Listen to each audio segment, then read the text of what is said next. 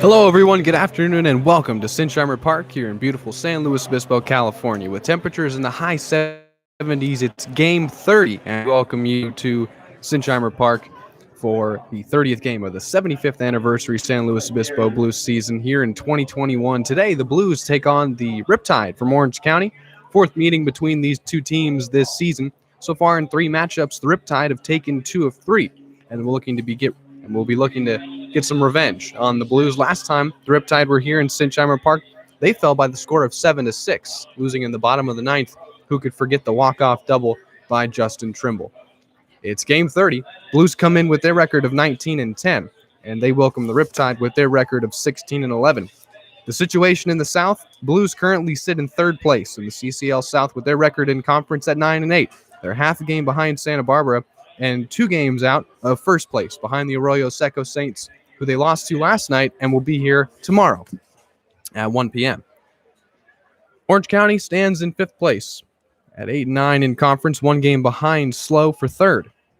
They're on a 3-game winning streak. The Riptide come in having won 3 in a row, 2 over the Barons, and a key one last night over the Oaks by the score of 7-4.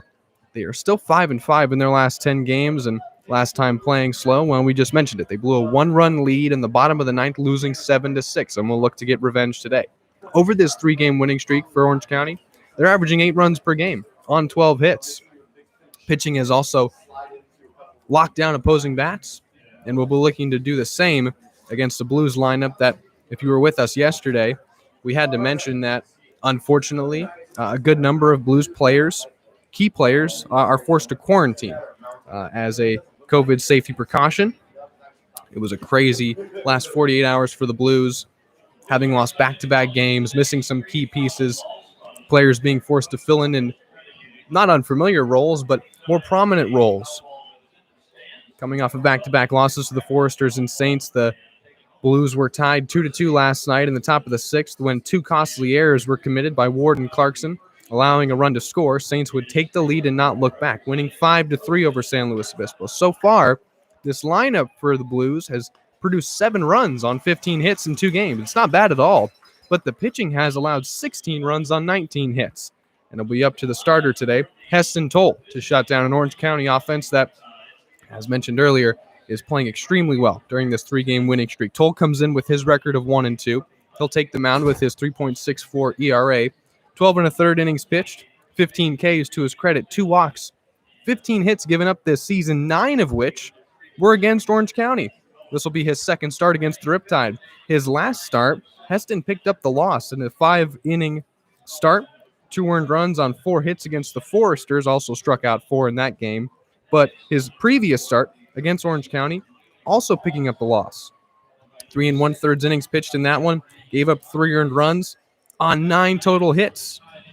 5 strikeouts in that one. Got a chance to talk to Heston before this one and asked, because his 2 starts other than the Orange County one have been more than quality for the Texan out of the University of Arkansas, and Heston just flat out told me, hey, I was predictable when I got them to 2 strikes. I said, what do you mean by that? He said, well, my best pitch is my slider, and I'm aware of that, and every time I got them to 2 strikes, I would deliver the slider. It got to the point where I like to call it a disappearing slider. It was not disappearing. They could see it quite well. And even with 2 strikes, he said, I think I want to go to my fastball more in 2 strike counts. Obviously, the breaking ball is my best pitch. But if I can locate my fastball, I think we'll have a lot more success against these Riptide bats that got 9 hits off of him. Only the 3 runs given. It seemed to be death by 1,000 cuts in that one. Blues would go on to lose 5-2. That was the second game in Irvine of a 2-game set. Only offense in that one coming from Grant Burton on a 2-run homer. Blues would take the lead, but would only hold it for an inning. And the Orange County Riptide would storm back and win that one 5-2. Game 1 in Irvine, well, it was a shutout. First and only shutout for the Blues this entire season. Came in Irvine, they lost 4-0. It was their worst offensive output. Season low in runs with 0. Season low in hits with 3.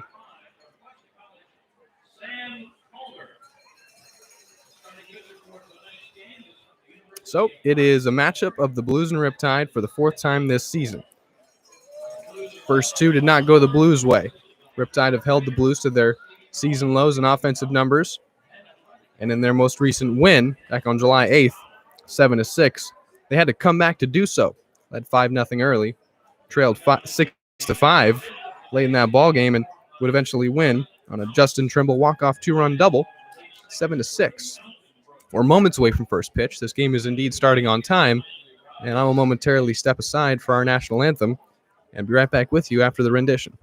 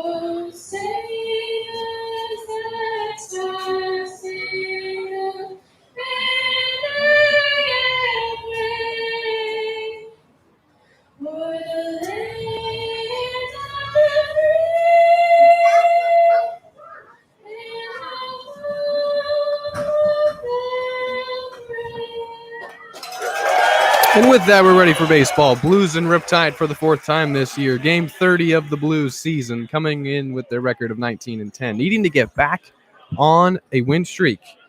Blues have dropped to third in the South. Only 2 games out of first, but it starts with a win here tonight. And Heston Toll will try to shut down this Riptide lineup that goes like this. Terrence Simmons leads things off and plays right field, followed by Austin Krissick. The left fielder, Reed Spenrath, bats third and plays first base. Noah Owen, who is a pitcher, will bat cleanup in DH today, followed by Charlie Taylor, who will do the catching. Spencer Servin is the center fielder and bats sixth. Emilio Rosas, the third baseman, bats seventh. Efren Cervantes, we saw him at short back on the eighth. He bats eighth. And Davis Diaz, freshman on his way to Vanderbilt, CCL All-Star, rounds things out in the 9-hole. On the mound for Orange County will be Anthony Roby. But Heston Toll, tasked with shutting down a Riptide offense that has had no problem scoring runs against Blues pitching.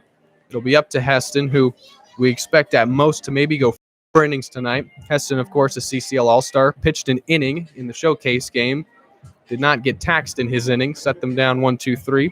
Got a strikeout, but it'll be Heston Toll on the mound for the Blues. We're just about ready for first pitch. Yes, this game is starting on time. The umps are here. They were not an hour late. If you were with us yesterday, an hour-long delay had us starting at 7. And by the time we were about in the 7th or 8th inning, that's when we usually would all be home. And instead, the first inning was just beginning. Top of the first about to be underway. Terrence Simmons leads things off for the Riptide. Couldn't be happier to have you along with us here on the Blue Streaming Network. I'm Zach Ibrahim, and we're ready to go. All set for baseball. It'll be a righty on lefty matchup to start us out here. Simmons stands in and faces Toll for the first time this season. And we're underway with ball 1. Simmons comes in. He brings an average of 250 to the plate. 10 hits to his credit this season. 11 RBIs. 1-0. Popped up. Infield will have a look, and now Burton ranges on into left center. It's him and Grotto for it. And Burton calls Grotto off to make the catch. 1 away.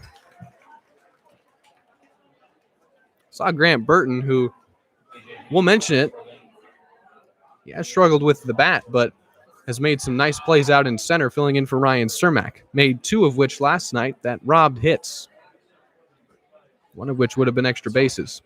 Here's Austin Krissick, left fielder, batting second. 1 out, no one on. No score, top of the first. That's ball 1 outside from Heston Toll.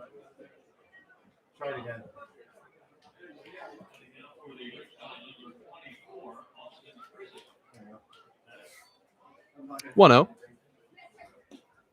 And 2-0. Toll going with the slider earlier in the count.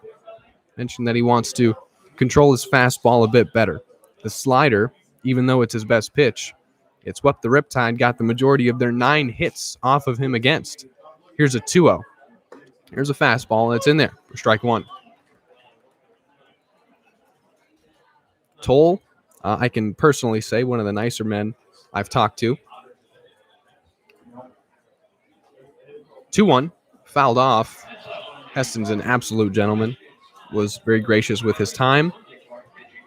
This is a guy who at Arkansas did not start. He was a middle inning reliever. At most would get 6 outs. Here's a 2-2. Outside, and the count is worked full. So has not made a collegiate start. Comes into this summer developing his starting routine. Payoff pitch. Swung on and missed, strike 3. Elevated the fastball, and it's strikeout number 16 for Heston this season.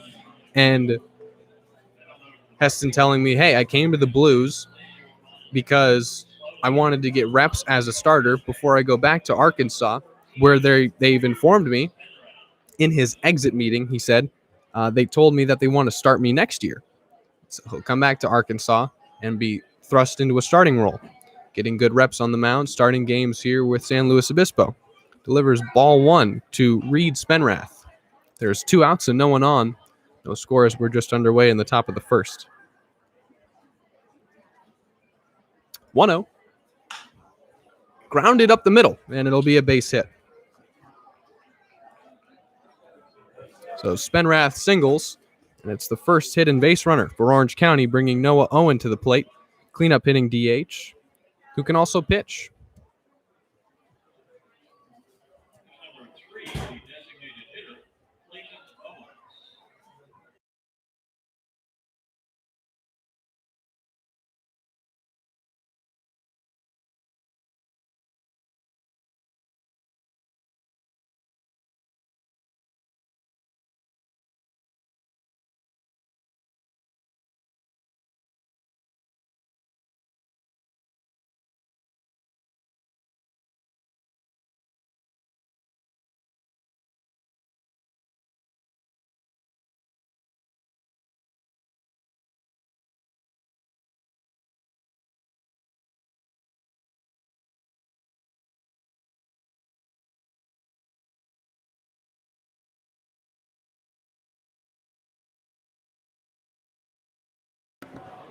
Correction, it's Clayton Owens at the plate taking strike 1. Count is 2-1 to him. Spenrath is safe at first after singling, and the count is 2-1 to Clayton Owens.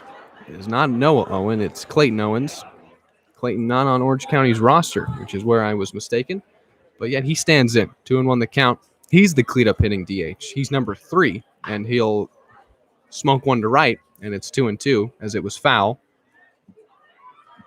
2 outs, no score, top of the first. Talked to Heston about what he's developing as his routine before he starts, because he said he's so used to not knowing when he's going to come in. Obviously, you have an idea as a middle reliever, but you still sit in anticipation in the bullpen. And he said it was difficult, obviously coming from being a starter in high school, as that's inside ball 3. Said it was difficult for him to transition into a reliever role in Arkansas, which is why his freshman season pitched in relief, and he'll be going back for his second year, and they've already informed him that he will be starting. Payoff pitch is ball 4. So Clayton Owens has himself a good at-bat, and he's aboard now on a walk. It's men on first and second now for Charlie Taylor. Quick conversation on the mound, but again, talking to Heston, and he told me that he just does a lot of stretching, and his new favorite thing to do when he warms up is throw a football around. Says he likes throwing a football about 8 or 10 times before he actually starts playing catch with a baseball. Likes to put the spiral on the football. Likes the way it loosens his arm up. Gets him ready to put spin on a baseball. It's a heavier object to throw. First pitch. Strike 1 to Taylor. And then he said the rest is just on a hot day like this, sitting in the shade, hydrating, going over signs with his catcher, who is catching him for the first time. Behind the plate is Sam Calder, making his first start as a Blue. Catching Heston for the first time. Toll checks second, then delivers an 0-1. That's swung on and missed. It's now 0-2. So Heston Toll getting his reps as a starter. This is his fourth start. Has gotten a decision in every one of his previous three. He'll cycle through the signs one more time, and with men on first and second and 2 outs in the top of the first, delivers a 0-2 pitch to Charlie Taylor. Popped up, and Clarkson will have a look, but it'll drift into the Blues bullpen. Still 0-2.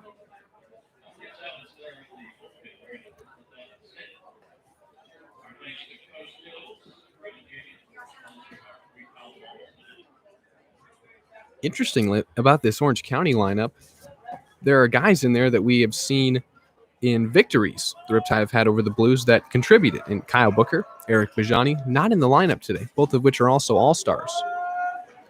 Toll will step off, forcing Spenrath to head back into second. It is Reed Spenrath at second after he singled.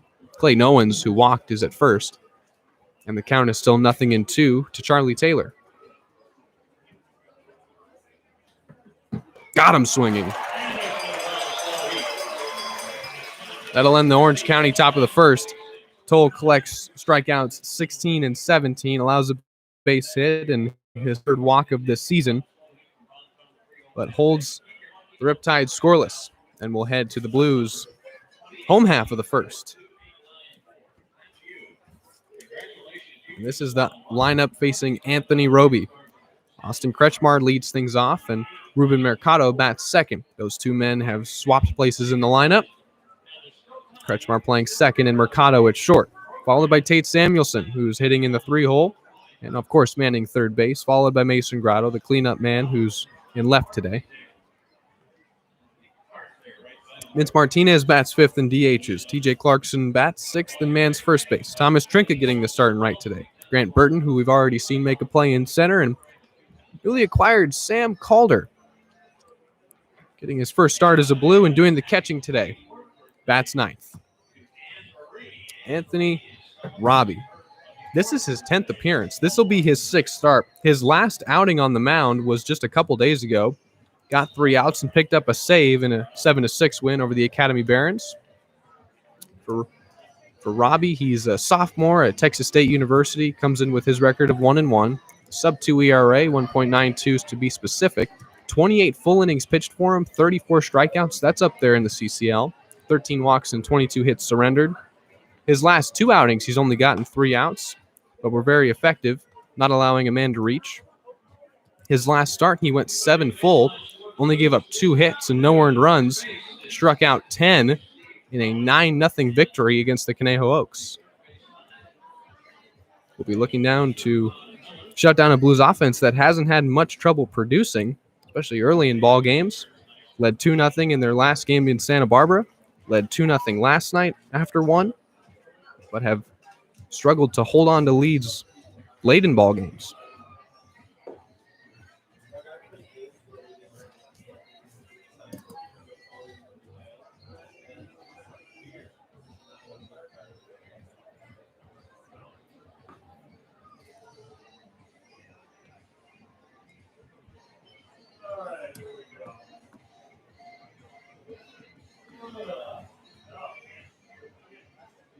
This will be Austin Kretschmar's first at-bat against the Riptide. Newly acquired infielder out of Stanford. Leading things off. We've seen Mercado in the last 2 games lead things off. He'll bat second today. Austin Kretschmar getting his first chance to lead off for SLO. Playing second base and facing Anthony Roby, for the first time this season.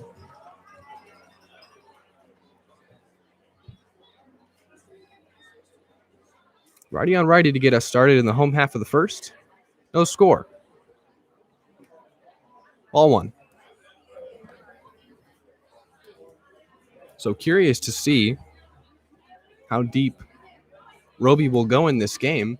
1-0. fouled off. He was a CCL All-Star, made an appearance in the showcase game.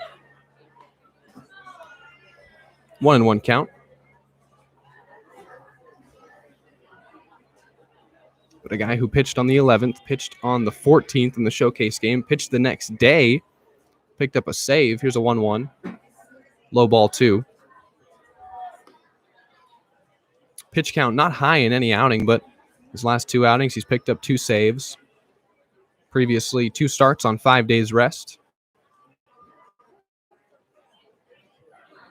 Has been used out of the pen and in the starting role. Strike 2 called on the breaking ball, and it's even. 2-2 to Austin Kretschmar.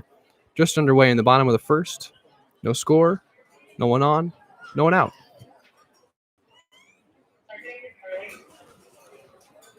Here's a 2-2.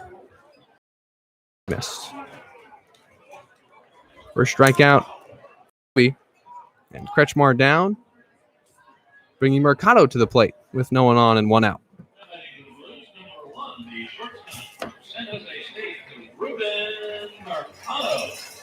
That's Roby's 35th strikeout.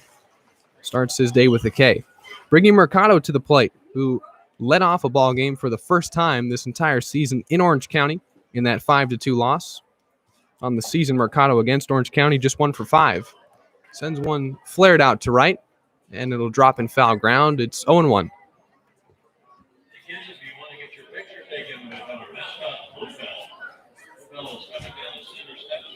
In the Blues lineup today, of their 5 of their 9 starters have seen the Riptide this season. Only a couple have had real success. Mercado 1 for 5 in limited at-bats. Here's an 0-1. Fouled off again, and it's 0-2.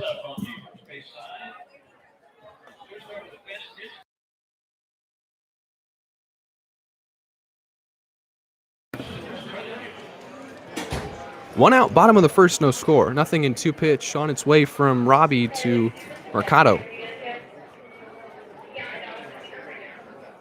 Got him swinging. Back-to-back punch-outs. Have quickly 2 away, and no one on for Tate Samuelson, who we've traditionally seen batting 5th. Has bat cleaned up a couple times. This is the highest he's been in the order, batting in the 3-hole today.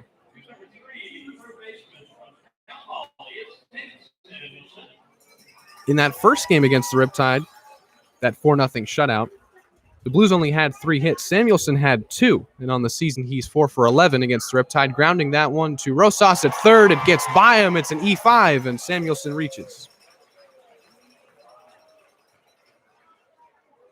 So quickly an error on this infield, have Samuelson safe at first, bringing Grotto to the plate, who drove in his 34th RBI yesterday to lead the entire CCL.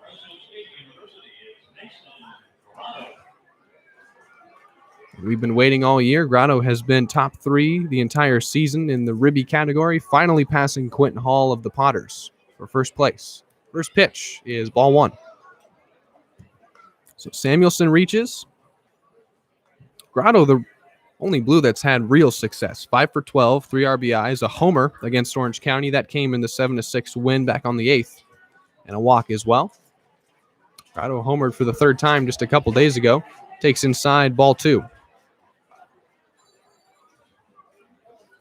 So we'll see if that error looms large in this inning, as what could have been a 1-2-3 bottom of the first for Roby. He's forced to pitch to Grotto. 2-0. Grotto lines one up to second. Toss on to Cervantes as the inning over. 4-3 on the ground out. No hits for the Blues. Get a base runner on. Tate Samuelson reaches on the Rosas air, but it's a scoreless first, and we will head to the top of the second. Riptide bats will face Heston Toll for the 2nd time today. 2 strikeouts already for Toll, and no score. As we will head to the top of the second, and it'll be Spencer Servin, the center fielder, set to lead things off for Orange County. No score here at Sinsheimer Park. It is another beautiful Saturday afternoon, and couldn't be happier to have you along with us here in the Blue Streaming Network. I'm going to take a short break and be right back with you. Thanks for hanging out.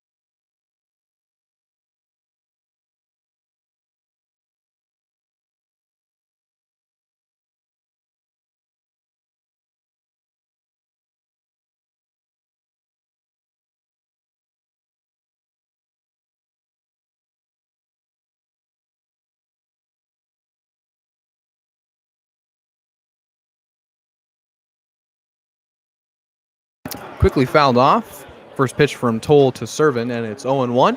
0-2, excuse me. I missed 2 pitches. And here's the 0-2. Popped up. Infield will have a look, but it'll drift into the crowd. It's souvenir number 1.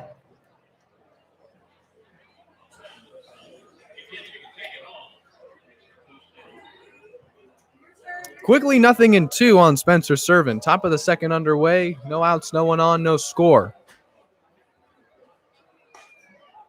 Bit high. And it's 1-2.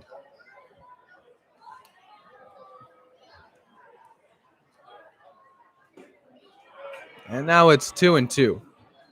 Toll looking for the strikeout looking. Instead, the count is even as Servin has worked it back after being behind 0-2. Here's a 2-2. Got him swinging.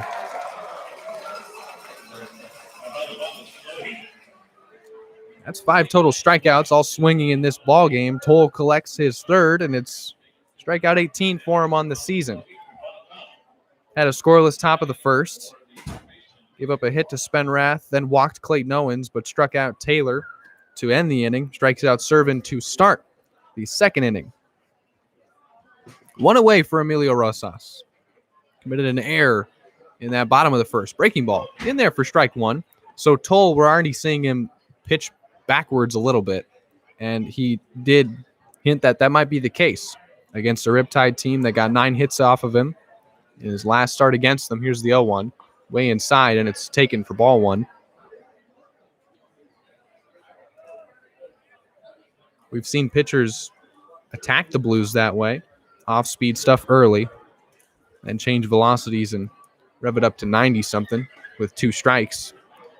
Now there's 2 balls on the count. It's 2-1 in favor of Rosas.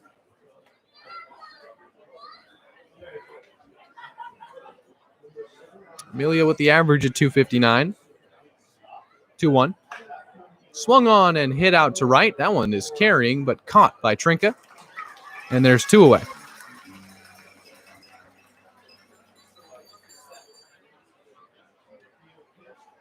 Two outs and no one on for Efren Cervantes. Shortstop today.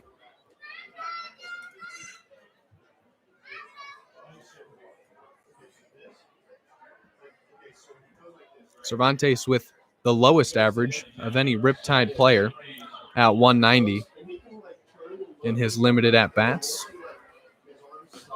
Only 12. Excuse me, this is his 13th game. Had played 12 previously. This is his 43rd at-bat. He takes strike 1 from Heston Toll, ahead 0-1, and now ahead 0-2. Toll not wasting any time between pitches. Quickly has Cervantes in an 0-2 hole. Has already struck out 3, all swinging. And here's the third pitch. He grounds this one to Mercado. Takes 2 hops and spinning throw from Ruben in time to get him. Just showing off. Makes a twirling throw behind second base and guns to first. And it's a 1-2-3 second inning for Heston Toll, courtesy of Ruben Mercado. 6-3 on the ground out. Early web gem from Ruben, and we will head to the Blues' home half of the second. Still no score here at Sinsheimer Park. Vince Martinez set to lead things off when we come back. Bottom of the second upcoming. I'm going to take a short break and be right back with you. Thanks for hanging out on the Blue Streaming Network.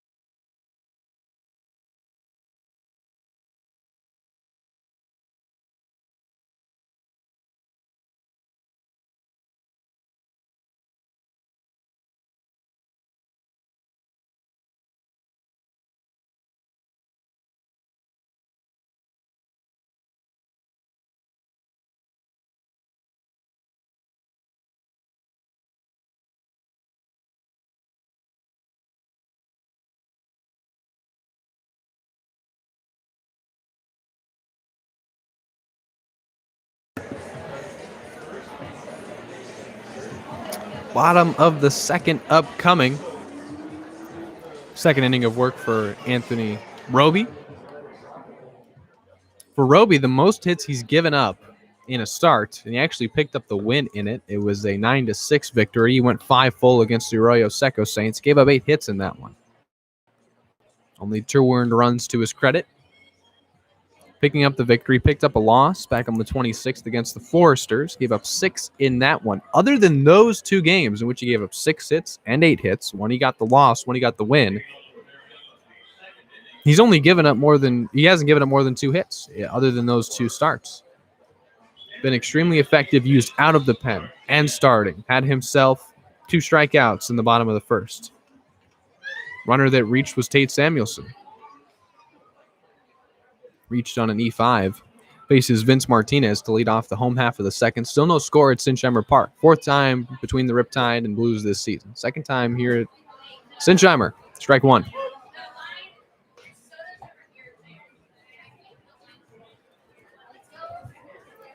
Vince Martinez batting 5th and DHing. He has only DH'd in his time as a Blue. The average at 333. Swung on and missed. And that is where Vince has struggled, the off-speed stuff. Not able to lay off at the breaking pitches. Quickly behind 0-2. Martinez, we can talk about the pop in the bat all the time and all day. Got himself a homer.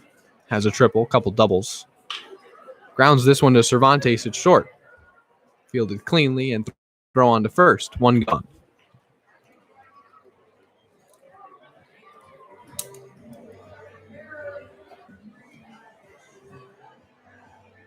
Bringing TJ Clarkson to the plate.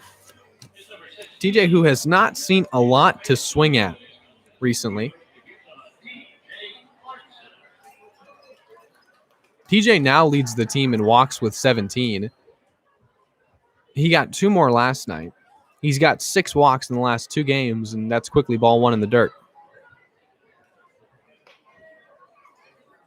Average still at 324 when he does see something to hit. More than capable of putting it in play. 4th on the team in average, batting 6th today. 1-0, and now it's 1-1. Roby gets the count back to even. Against Orange County, Clarkson is 0 for 4 with 4 walks. 1-1. And that hit him. TJ Clarkson has now been hit by a pitch 10 times. That is 4 more times than the next Blue, who's Austin Shell, who's out right now.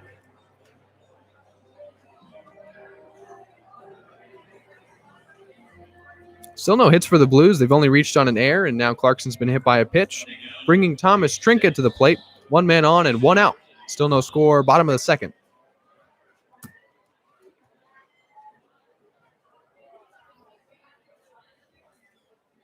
Roby, breaking ball, grounded to second. Eats him up a bit. Trinka's safe. That's Davis Diaz, the freshman on his way to Vanderbilt.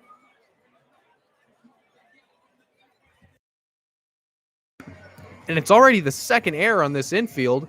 Men are on first and second as Trinker reaches on an E4 now. We see an E3 in the bottom of the first. Now we see an E4 to get the Blues' first runner in scoring position. That's Clarkson, who was hit by a pitch. And here's Grant Burton. Roby, strike 1. Starting Burton with the off speed. Grant against Orange County. Only 4 at-bats. Started and got 3 at-bats. Pinch hit, got 1. He's 1 for 4. The 1 hit, one of his 2 hits this season. It was a 2-run homer. The average not where Burton wants it as he grounds 1. It is a high chopper to third. Rosas does a heck of a play to even field that one, and there's 2 gone.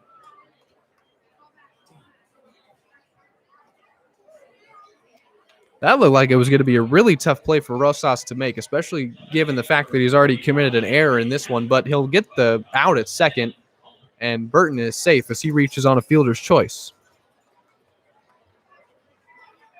Bringing Sam Calder to the plate. And how about this for your first at-bat with the team? Runners at the corners. At the bottom of the second, still no score. Roby delivers strike one.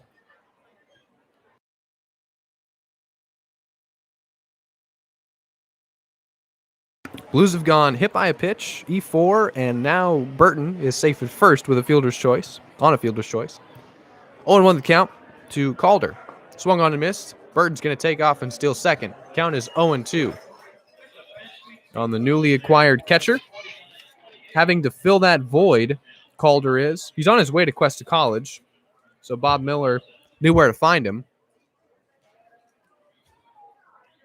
Nothing into the count. 2 outs, bottom of the second. No score. Runners now on second and third for the Blues. Here's that 0-2. In there, strike three called. And it was a beautiful off-speed pitch that Calder stared at the whole way. And it's in there. 3-pitch strikeout to end the inning.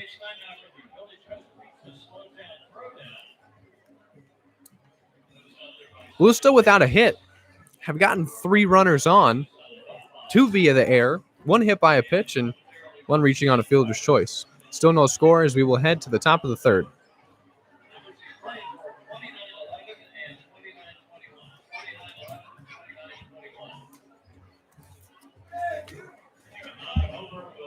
So we mentioned in the 2 games since the Blues have had to deal with this COVID situation and have key players quarantined right now, the offense has not been terrible.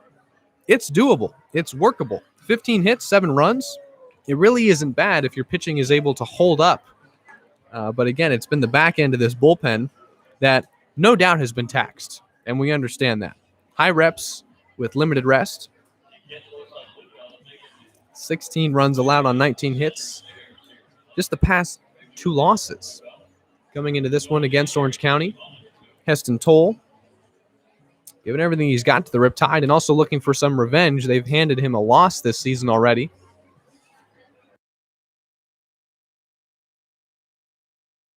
But we have to think about it for the Blues. You have 2 catchers out. You have Austin Shell and AJ Esperanza out. Esperanza has been a clutch hitter all year and has caught some of the best starts from Blues pitching.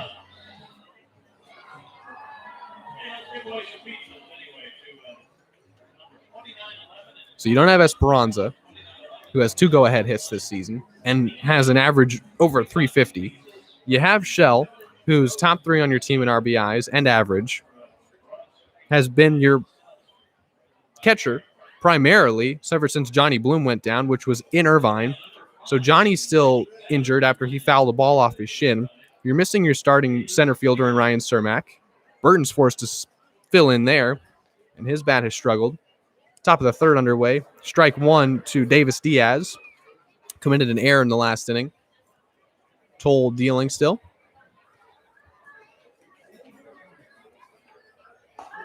You're missing big bats. You're missing a speed infielder in Ryan Fenn. Count 1-1 now.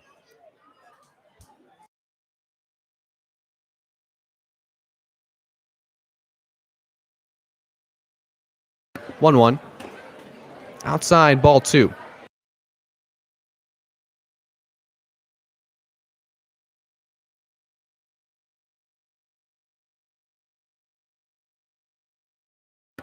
Two and 1.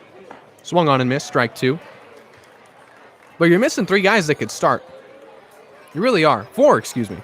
Got to put Fenn in there.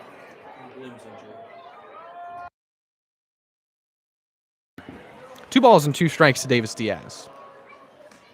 That's outside, ball 3. If anything, with this lineup, it's tough to ask for high-quality situational hitting because you have guys stepping in that have limited at-bats. 3-2. Swung on and missed, strike 3.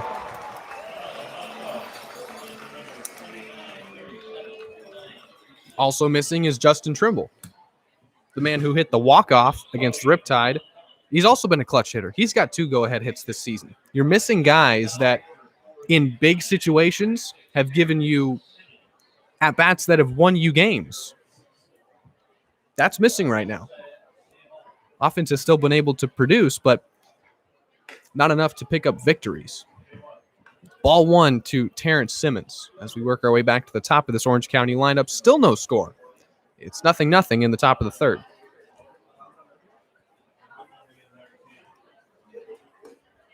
Count even at 1-1.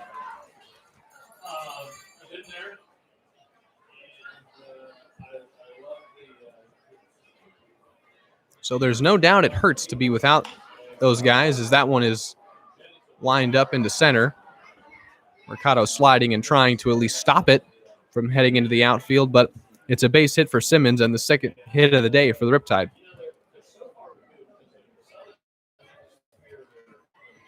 That's their third base runner so far.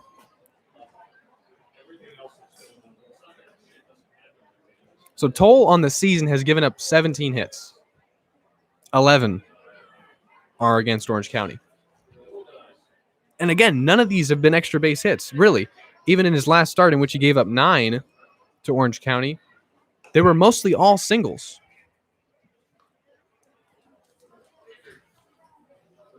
Still trying to work his way around a one-out base runner, facing now Austin Krisick.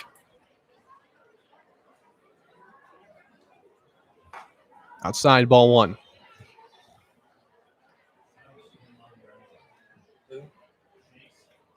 Blues, of course, have all their all-star pitchers, Toll being one of them. We saw Sox and Wish yesterday, but they were coming off of limited rest and would not go the normal length that we're accustomed to seeing. Of course, because they only pitched an inning in the showcase game, but it still is an outing, technically. And Bob Miller, of course, being the manager of the North in the showcase game, was aware of that. His guys would be pitching on short rest if he was going to send them back out there. He still did. They were still effective. Here's a 1-1 to Krisick.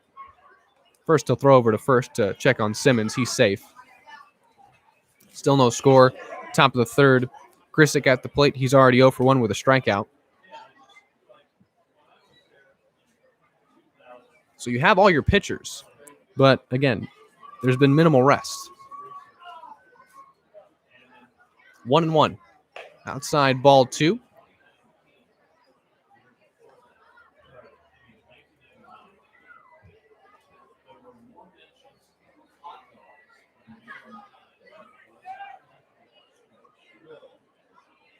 Two balls and 1 strike to Krisick.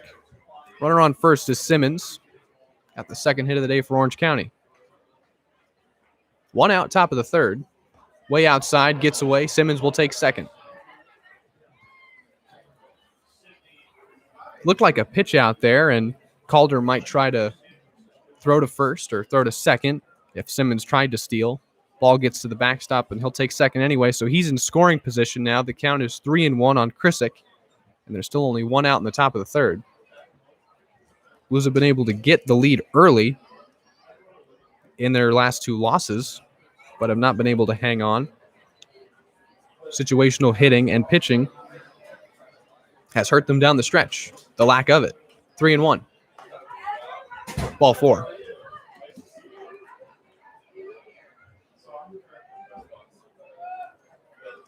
Runners on first and second now. It's Simmons at second. He's in scoring position, and Krisick, who just took ball 4 at first. It's the second hit and second walk that the Riptide have gotten. It's now the 4th walk that Toll's given up this season. Command has never been a problem for Heston. Even in his 10 appearances at Arkansas, he struck out 16 in 10 innings pitched and only walked 1 batter. Command has never been an issue. There's going to be a meeting on the mound with him and Dean Trainer in this infield to discuss how to attack Reed Spenrath, who's already 1 for 1 with a single. Pitch count cannot get too high for Heston. We mentioned he pitched in the showcase game, and this pitching staff, we've already seen them keep Matt Sox on a short leash. Sox only went 3 innings last night. And you put Toll out there, the expectation is that he should be able to get through 3 relatively harmlessly. Still no score, top of the third. Then on second and first with just 1 out. Heston telling me, I feel fine, but it's not up to me whether I can go 4 or 5, even if I'm pitching efficiently. Facing Spenrath for the second time today, already 1-for-1 against him. Toll dealing with some traffic. Men on first and second, just one out. Still no score, top of the third. Heston checks second and now deals. Ball one.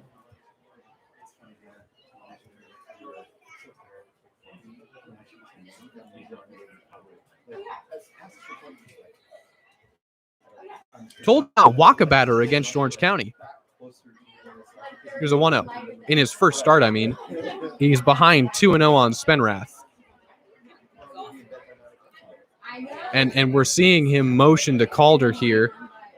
We have to continue to mention it. Sam Calder, this is his first start. He's been with the team for 3 days.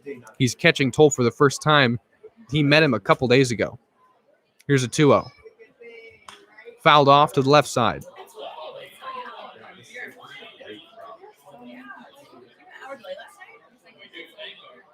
It's a tough situation to be in. You have to bring in catchers who, Mark Armstrong, at Cal Poly, he's the bullpen catcher. And now he's tasked with coming in and starting and calling a ball game. 2-1. Popped up harmlessly to left. Grotto ranges to his left and makes the catch. A very key second out as there's 2 gone and runners still on first and second.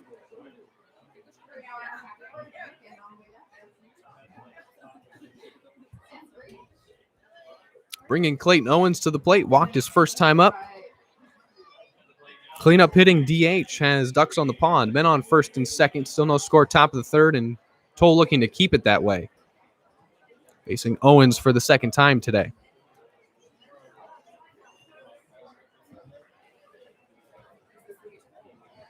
Struck out Diaz to start the inning. Allowed a single and walked Krisick. That's ball one outside.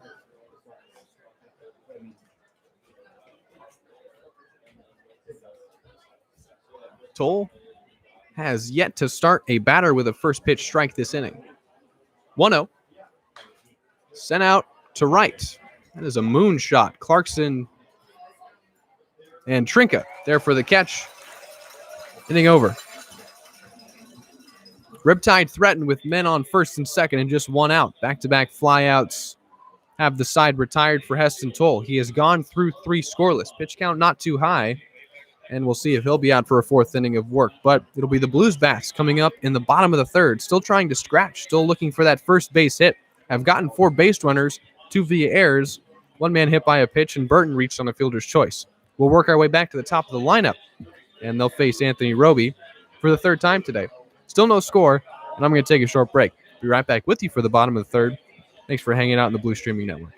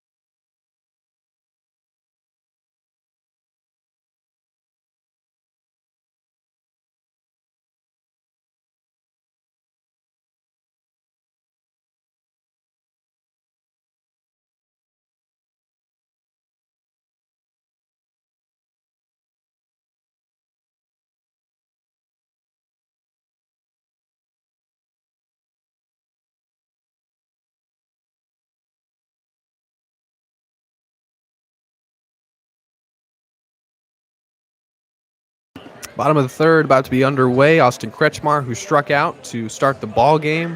0 for 1 will face Roby for the 2nd time today. Kretschmar's 2nd time leading off an inning. His first time in that leadoff spot. I've seen Mercado there the past 2 days. Him and Kretschmar switch spots in the lineup. Bottom of the third underway, still no score. Ball 1 to Kretschmar, and the Blues still looking for that first hit against Anthony Roby.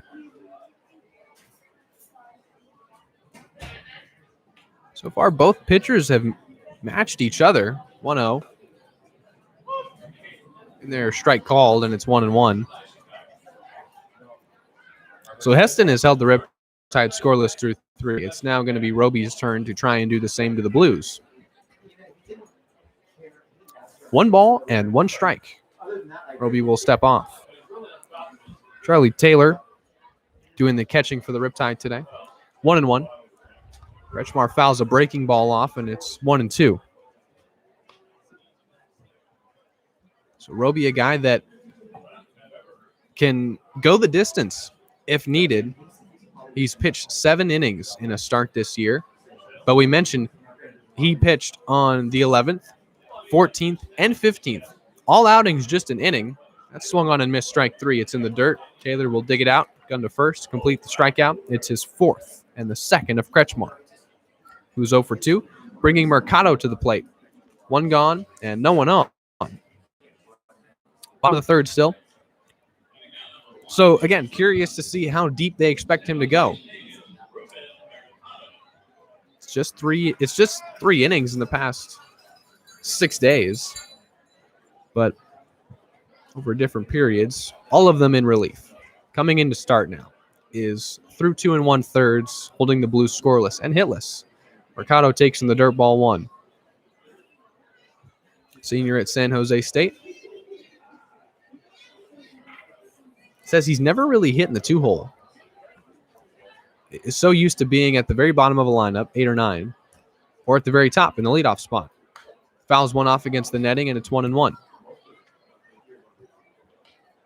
But Mercado, who last night had 2 singles, is tasked with being productive in the 2-hole in front of a guy like Tate Samuelson. So it's up to Kretschmar and Mercado to get themselves on for the heavy hitters. 1-1. Mercado fouls 1 to the right side. It's 1-2. Roby ahead in the count. Has already struck out Kretschmar twice. Has already struck out Mercado once. Ahead 1-2. No 1 on and 1 out. Mercado swings and misses for strike 3. Both Kretschmar and Mercado 0 for 4 with 4 strikeouts. Bringing Tate Samuelson to the plate with 2 outs and no 1 on. Reached on an error back in the 1st. That one courtesy of Rosas. Tate Samuelson. 4 hits against the Riptide this season in 12 attempts. Grounded to the left side and foul. Trying to give Rosas a chance to redeem himself, but we'll do it all over again. Count 0-1.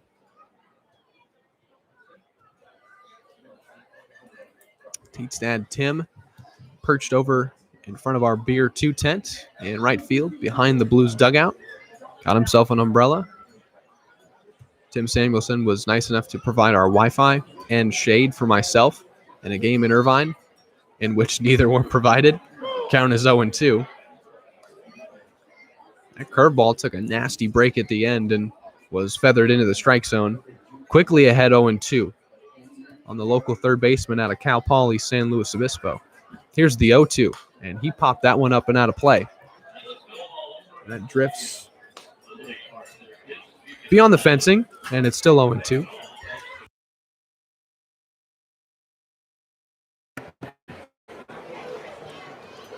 Two outs and no 1 on, bottom of the 3rd in this scoreless ball game at Sinsheimer Park, and Samuelson takes in the dirt ball 1. Roby looking for the put-away pitch, could not induce a swing of Tate. Count is now 1-2.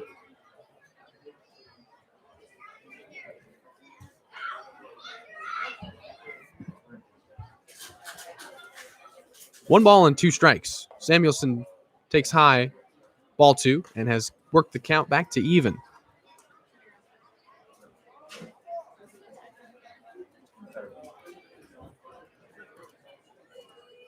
Awaits a 2-2 and swings and misses through strike 3. Roby just struck out the side.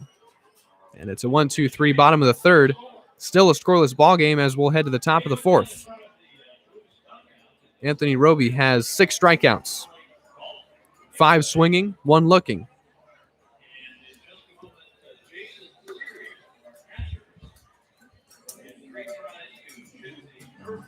And we will indeed see Heston Toll go out for a fourth inning of work. He will face the Riptide middle of this lineup. Charlie Taylor set to lead things off for Orange County when we return in the top of the fourth. While we have a moment, though, we want to thank one of our many generous sponsors of the San Luis Obispo Blues. We want to thank Via Automotive. They've been with us since 1946. That is all 75 years of the Blues' existence. Via Automotive, if you're in need of any automotive repairs in the San Luis Obispo area, check out our friends at Via Automotive, where their slogan is "Our family, taking care of your family," and that rings true. Go check them out. Thank you so much to Via Automotive. I'm going to take a short break and be right back with you for the top of the fourth here on the Blue Streaming Network. Thanks for hanging out.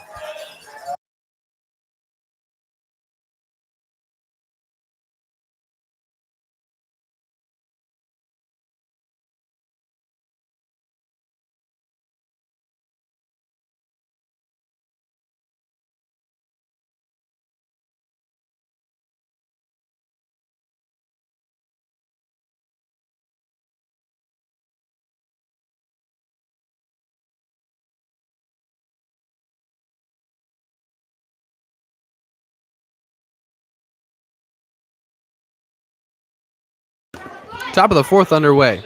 Charlie Taylor, as promised, leading things off against Toll, has already struck out against Heston today. First pitch is strike one.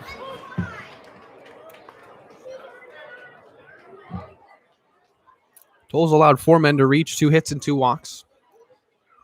Facing Taylor to start this top of the fourth, and it's a 1-1 count as he goes high with the fastball.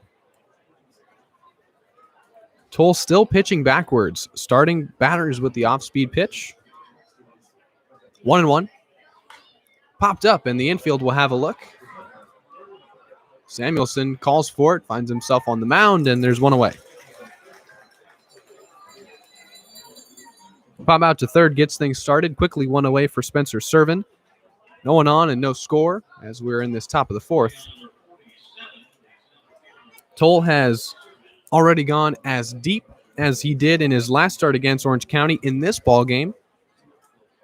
He's gotten 10 outs and has held them scoreless so far. First pitch to Servin, inside, ball one. Servin also one of his 4 strikeout victims on the day already. 0 for 1 against him. Lines one out to left. Will that be fair? It will not. And that one threatened to be extra bases, but instead it's a 1-1 count against Spencer Servin. Pulled that one to left and just in foul ground.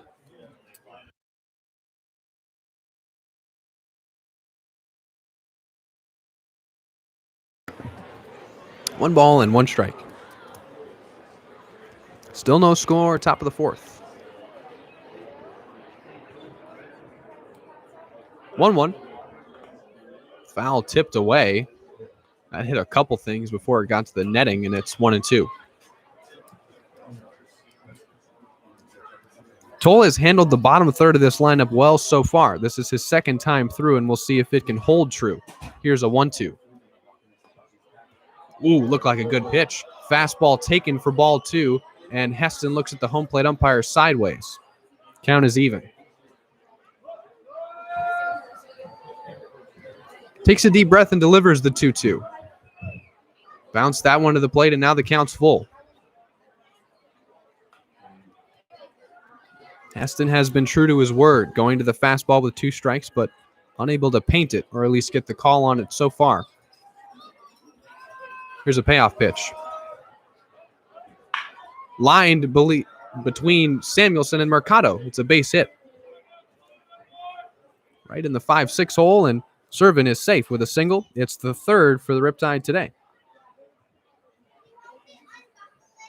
1 out base runner now for Rosas.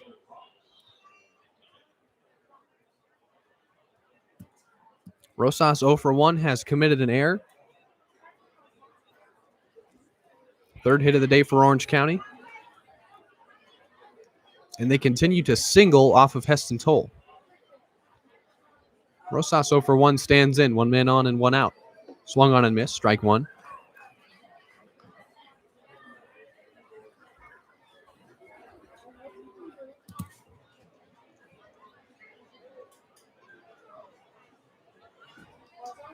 Rosas, a senior at USC, one of the older players on the Orange County roster.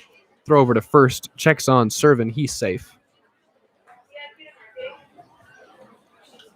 In the first meeting against the Blues, went 1 for 4 with a triple. In the second, 2 for 3 with a walk. And in this most recent one, as that's strike 2.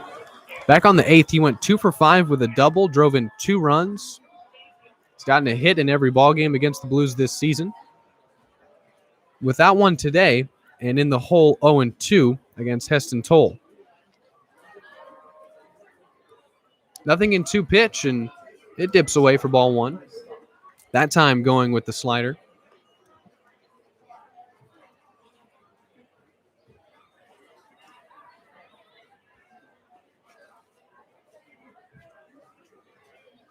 Runner on first, 1 away. Top 4 in a scoreless ball game in San Luis Obispo. Another capacity crowd on hand. Here's a 1-2. Fouled off to the right side. Count and situation remain the same. It's 1 ball and 2 strikes to Rosas. Runner on first is Servin. 1 out in the top of the 4th.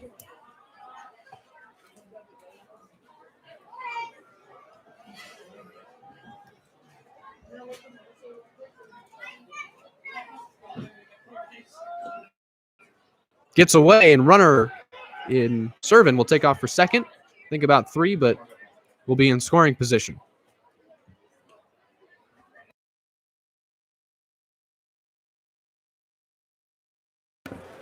Pass ball gets away from Calder, and that has Servin now in scoring position. Rosas in a 2-2 count. Just the third runner in scoring position for the Riptide. Both times they've gotten a runner on second, it is after a walk followed a single. And we'll see what happens in this 2-2 at bat to Rosas. Toll checks second and deals. Grounded foul to the left side. So every time the Riptide have singled off of Toll, the following batter has walked.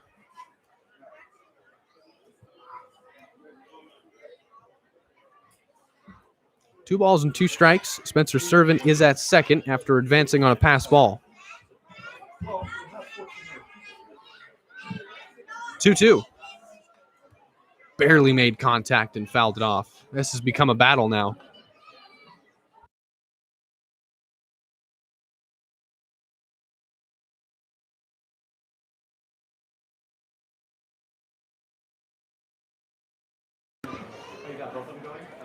Two balls and 2 strikes. Rosas' first chance to drive a runner in. Toll will step off, forcing Servin to head back into second. This will be the 8th pitch of this at-bat, and what has become a battle. Still even at 2-2. Toll checks second and delivers. That gets away again, and Servin will take off for third. Count is full, and the first run of this ball game is just 90 feet away.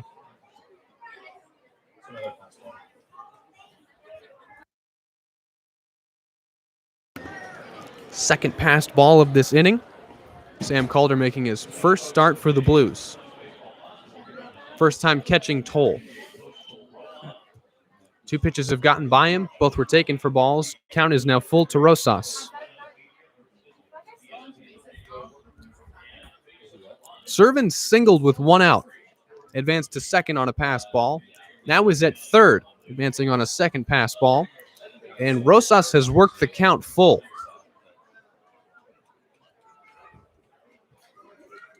See how Toll gets out of this one. Payoff pitch. Lined up into left center. Mercado was coming in and had no chance to make the play. It's a single and an RBI for Emilio Rosas. Riptide lead 1-0.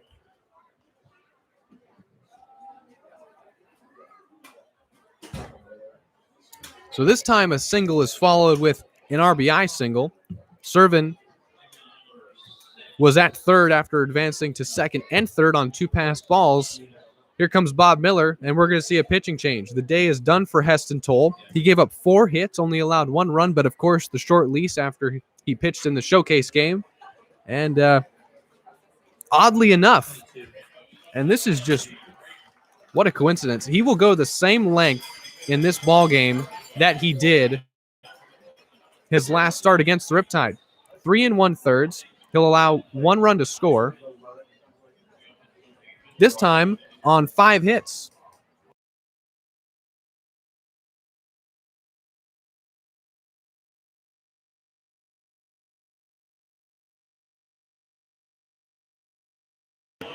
So the only difference in this outing against the Riptide is he gave up 4 less hits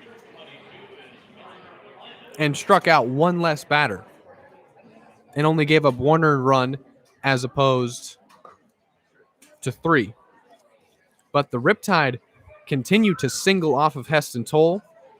New pitcher in the game is Miller Plyman, set to pitch in relief of Heston. Will have to deal with the runner on first in a 1-0 ball game and just 1 out. Still in the top of the 4th. Riptide have broken through and lead 1-0. Riptide continue to single off of Toll. And it's just curious because coming in, so he's now given up 20 hits on the season. 14 have come against the Riptide. 13 have been singles. Very curious. Top of the 4th about to be underway again. It's 1-0 Riptide. There's still 1 out, and a runner on first is Emilio Rosas. Efren Cervantes will be at the plate to face Miller Plyman. I'll be right back.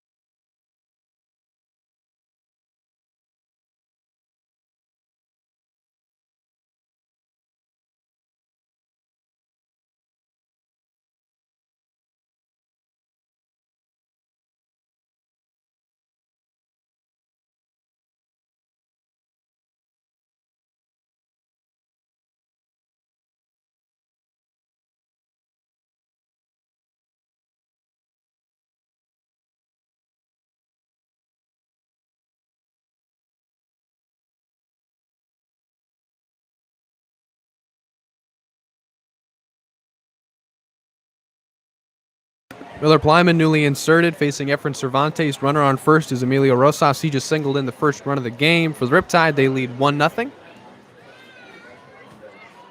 Toll gives up 5 more hits to the Riptide, only 1 earned run, strikes out 4, but it's still death by 1,000 cuts. When Toll takes the mound against the Riptide, they are still able to single off him, and it's just curious. You'd think, okay, the line for Toll against the Riptide is the same as it was for his first start, as it is in his second, as Plyman delivers ball 1 to Cervantes.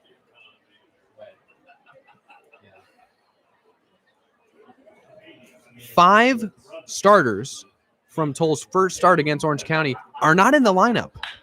That is smoked out to left. Grotto ranges back, and it's over his head. It'll drop against the wall. This is extra bases for Cervantes. This could be another run, but he is held at third.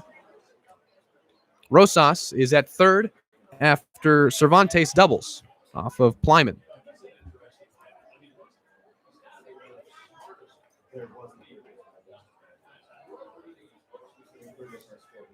So in this inning, after the quick out of Taylor, Toll gave up a single to Servin, a single to Rosas, and now Cervantes is doubled. Runners on second and third, and just 1 out for Plyman, facing Davis Diaz, CCL All-Star, on his way to Vanderbilt. This is almost a completely different lineup. The only thing that's the same is Davis Diaz batting ninth. That's the only thing that's the same about this lineup as opposed to Toll's last start against the Riptide. Kyle Booker, an all-star, not in the lineup. Eric Bajani, an all-star, not in the lineup. Count is 1-0 to Diaz. Runners on second and third. Still 1-0 Riptide, and there's still 1 out in the top of the 4th. Plyman delivers, and that gets away from Calder. Run will score. It is 2-0.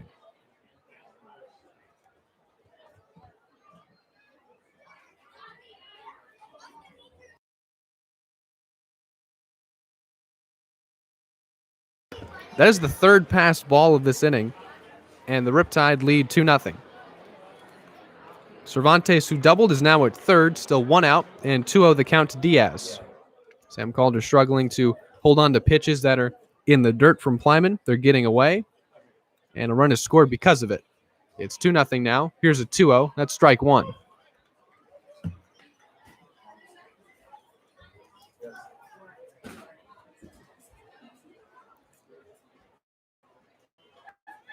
We'll continue to stress it with the 3 passed balls in this inning.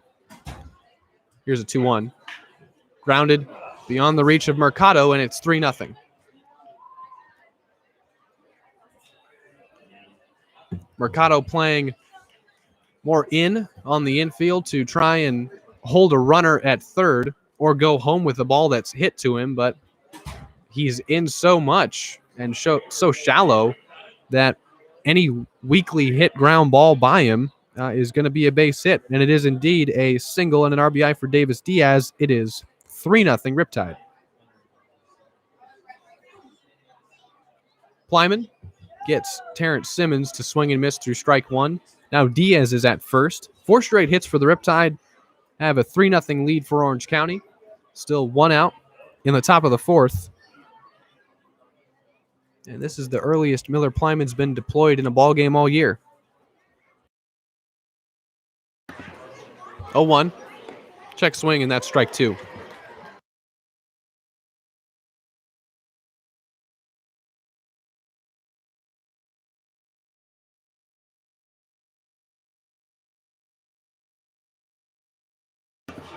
Three nothing Riptide. 1 out, top of the 4th. 0-2 the count to Terrence Simmons, who's 1 for 2 on the day. Singled in his last at bat. Strike 3 called, and he got him. That was a very unenthusiastic strike 3 call, but it's a strikeout for Plyman. Gets Simmons looking, bringing Krisick to the plate. 1 man on and 2 outs in the top of the 4th. Again, it is 3-0 Riptide. 3 passed balls by Sam Calder in the inning, all proving to be costly. We cannot stress how difficult the situation Sam Calder's been thrust into is. Swung on and missed strike 1. Cannot stress it enough. Any catcher that is forced to come in the middle of a season and catch guys for the first time, meet them for the first time hours before you catch them, facing these lineups for the first time, not familiar with what they'll chase or what they'll do that to, single to left for Krisick. It's insanely hard. And you just can't imagine what it's like being out there. You're a catcher. I mean, you're behind home plate. You're on an island. It's you, the opposing hitter, who's determined to do damage to whatever you tell your pitcher to throw at him. It's 3-0 Riptide, and there's 2 outs in the top of the 4th. It is now Reed Spenrath at the plate. 8th batter of the inning. Grounded to Clarkson at first. This will end the inning. 3 unassisted. 3 score in the top of the 4th. Riptide tack on 3 to take their lead at 3-0. Blues still looking for that first hit. Bottom of the 4th upcoming. Anthony Roby struck out the side his last time out. We'll see if he's still in the ball game or if there's a pitching change. I'll let you know. Mason Grotto due up. Middle of this Blues lineup. The heavy hitters when we return. Thanks for hanging out, making us a part of your Saturday afternoon here on the Blue Streaming Network.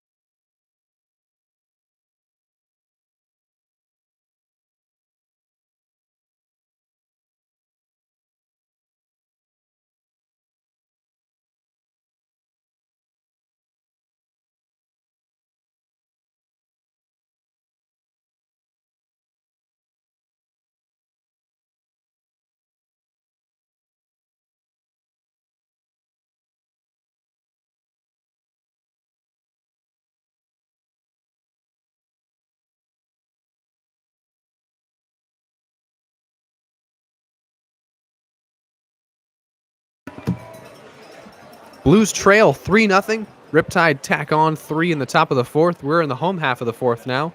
Anthony Roby still out there. Just struck out the side. Has struck out 4 straight Blues. And delivers ball 1 to Mason Grotto. Leading off the bottom of the fourth. 3-0 our score. Blues still looking for that first hit. Have gotten 4 men on, 2 via air. 1 hit by a pitch. 1 fielder's choice. Grotto takes. Strike 1.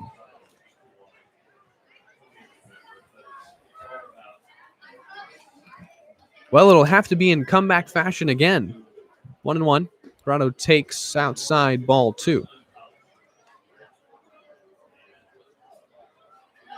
Back on the 8th, the Blues led 5-0 until late in the ball game when the Riptide. There's the first hit. Grotto flares 1 out, and it'll be extra bases. He'll round first. It gets all the way to the wall. Grotto's into second. He'll try for 3. It's a triple for Grotto.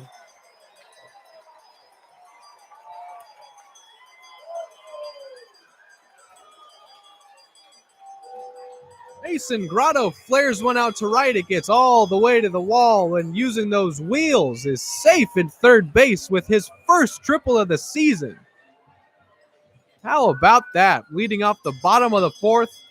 Blues get their first hit, and it's a loud one. Runner on third is Grotto for Vince Martinez. Blues trailing 3-0. And just what the doctor ordered. Leadoff triple from Grotto. Bottom of the fourth.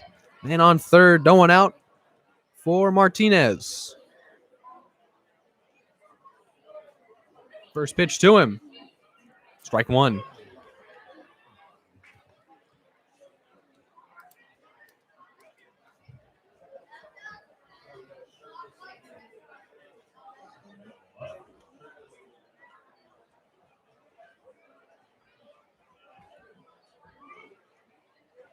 Martinez swings and misses. It's quickly 0-2. Mason Grotto is safe at third after tripling, and Martinez is in an 0-2 count facing Anthony Roby for the second time today. Grounded out to short his first time against him.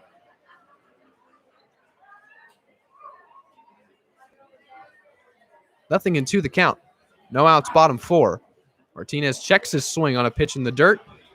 There's no way he went around, and it's 1-2.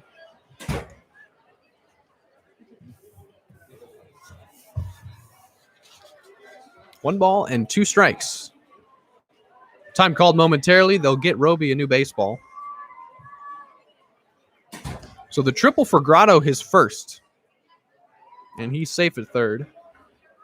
For Martinez, who's tripled himself and drove in 7 runs in his short time as a Blue.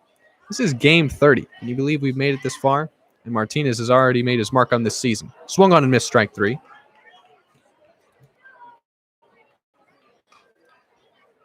One gone for TJ Clarkson. 1 gone and the runner at third. That possible first run for the Blues just 90 feet away if Clarkson's able to put a ball in play. But will he see a pitch to hit? Everything he's been seeing has either been out of the strike zone or hitting him, as it did in the second inning. It's been hit by a pitch in his only plate appearance today. Takes ball 1.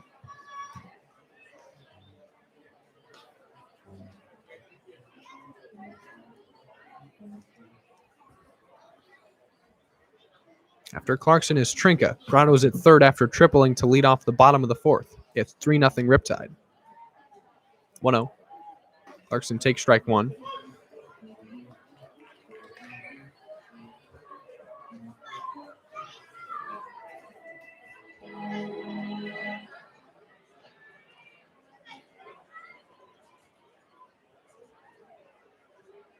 One and 1 to Clarkson. DJ takes strike 2. Breaking ball. And TJ's thinking, I've been taking those for balls. Now they're getting called strikes against me. 1-2 is the count. 1 gone in the bottom of the fourth. Grotto is still safe at third.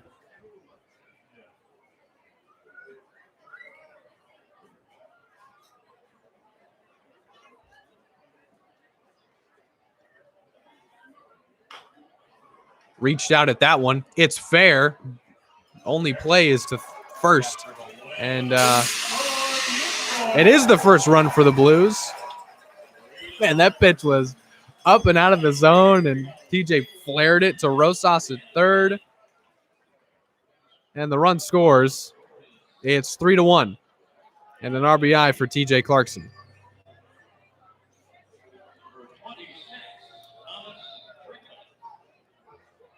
5-3 on the ground out and an RBI. Blues scratch. They've got one hit, and it's a Grotto triple, bringing Trinket to the plate with 2 gone and no one on. Strike 1. RBI number 8 for TJ Clarkson this season. Our score is 3-1. Orange County still with the lead, and Trinket in an 0-1 count. Swinging and missing through strike 2. It feels important for the Blues to scratch after the inning they just had. It really does. You get one on the board. Bottom of this lineup, a chance to produce a 2-out rally. But Trinket pops one up. It's in shallow right. Ranging over is Diaz. And now he'll get called off by Simmons, who makes the catch in right. Blues strike on a triple from Grotto. RBI ground out of Clarkson scores him. And it is 3-1. They get one back, only down 2. As we will head to the top of the 5th here at Sinsheimer Park. Hope you're enjoying this one. I know I am. Zach Ibrahim up in the press box here at Sinsheimer Park. A beautiful day for baseball. Temperatures in the high 70s. Another capacity crowd on hand. My guess, 1,200 plus. Always a sight to behold, and just a cool atmosphere to be a part of as the Dizzy Bat Race is taking place on the field. One of the many fun things we do with our promotional interns in between innings. And it has been a fun ride so far. We're in the midst of another good ball game. 3-1 is our score. Orange County has the lead. Blues will look to come back. Top of the 5th upcoming. While we have a moment, we want to thank another one of our generous sponsors of the San Luis Obispo Blues. We want to thank High Street Deli. And man, are those sandwiches good. Thank you to High Street Deli. If you're in the mood for some Dutch Crunch bread, if you're in the mood for some amazing pastrami, really any good sandwich you can think of, check out our friends at High Street Deli. They have got you taken care of. And they take care of us when we're on the road. Big tub full of sandwiches when we get on that bus, and I'm always happy to see it. Never sick of it. Miller Plyman warms up for a second inning of relief. I'll take a short break and be right back with you for the top of the 5th. Thanks for hanging out.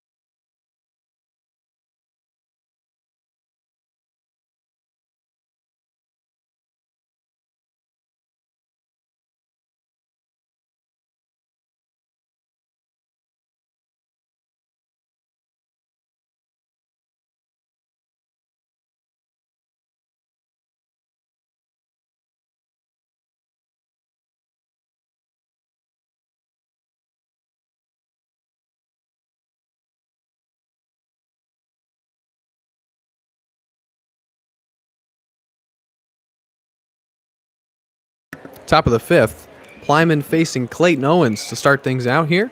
3-1 our score. Blues get a hit. It's a Mason Grotto triple. That led off the bottom of the 4th. He came into score on the Clarkson ground out. Plyman delivers ball 1.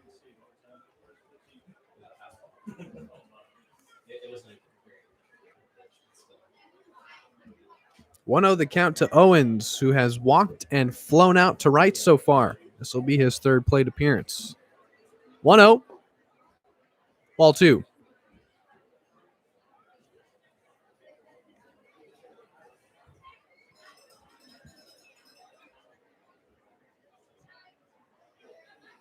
Three to 1 our score.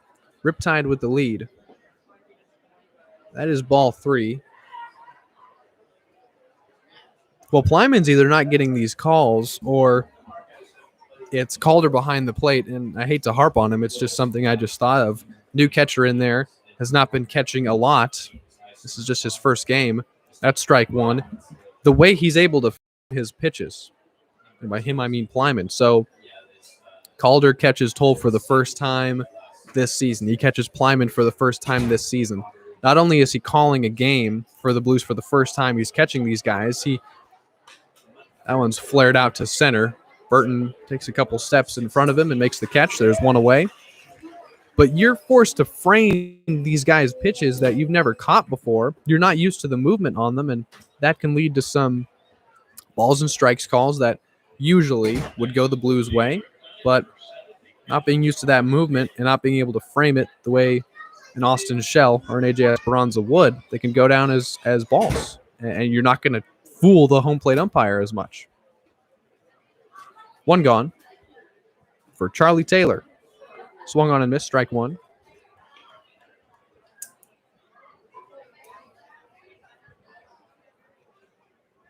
Has nothing to do with Calder's ability whatsoever. It's just a tough position to be in. 0-1.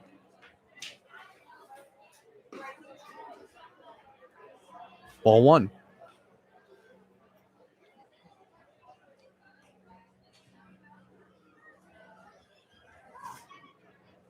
One ball and one strike. One out, no one on. Top of the fifth. Taylor 0 for 2. Foul tips one, and it's 1-2. Plyman gets ahead.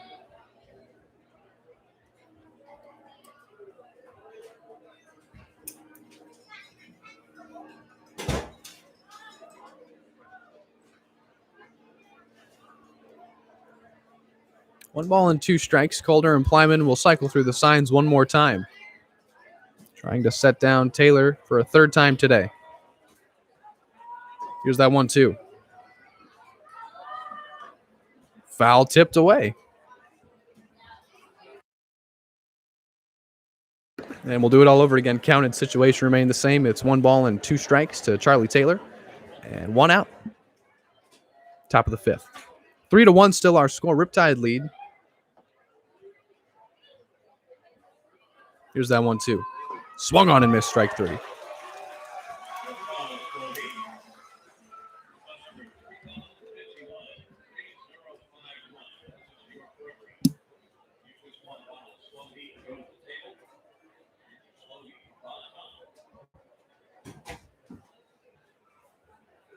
Strikeout for Plyman. CCL All-Star. Pitched an inning of relief in the showcase game. Got his national TV time, and how fun was that to see? Fouled off against the VIP section just to the right of us, and it's 0-1. Servant standing in. He's 1 for 2. Singled back in the top of the fourth. Riptide had five players selected in that showcase game on the South roster. Roby, the man pitching. Diaz, Booker, Bajani, and Allen. Swung on and missed, strike two. Plyman looking for a quick 1-2-3 inning and another scoreless top of the fifth. Riptide plated 3 in the top of the fourth. Plyman pitching in relief of Heston Toll. All-star to all-star. Here's the 0-2. Check swing, and did he go around? He did not. It's 1-2.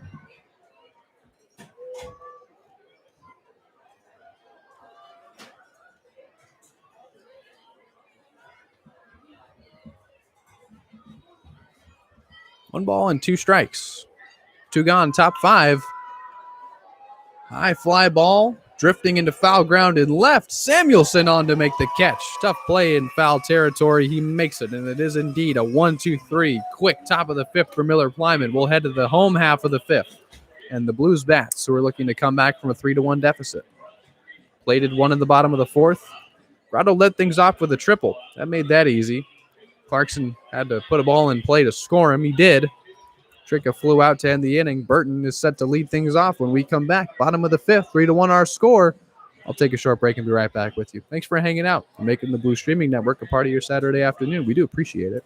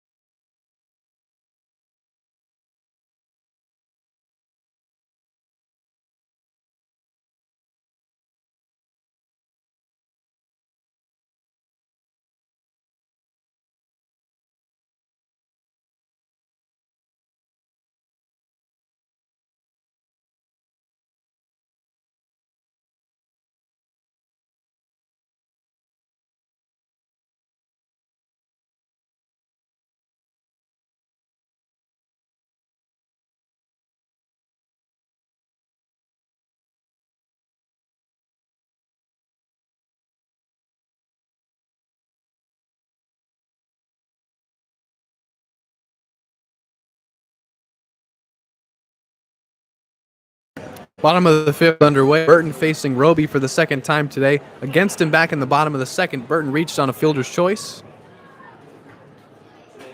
So Burton has reached in his one plate appearance. First pitch from Roby to Burton, showing bunt and pulling back. It's ball one.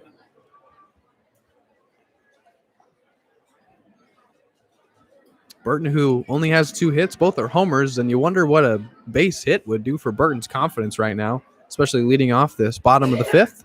3-1 our score. Riptide with the lead. 5th inning of work for Anthony Roby. Way inside, and Burton does a spin. It's 2-0. Roby, the only pitcher selected to the CCL Showcase game for the Riptide. The 4 others were position players, 3 of which are not in their lineup today. 2-0. Burton takes strike 1.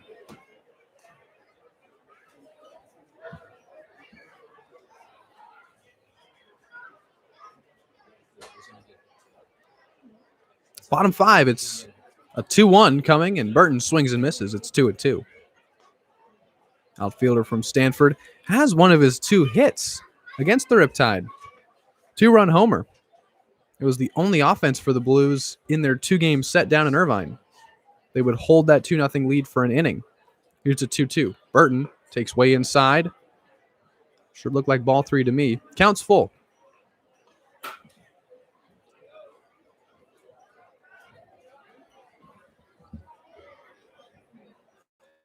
Even a walk for Burton at this point.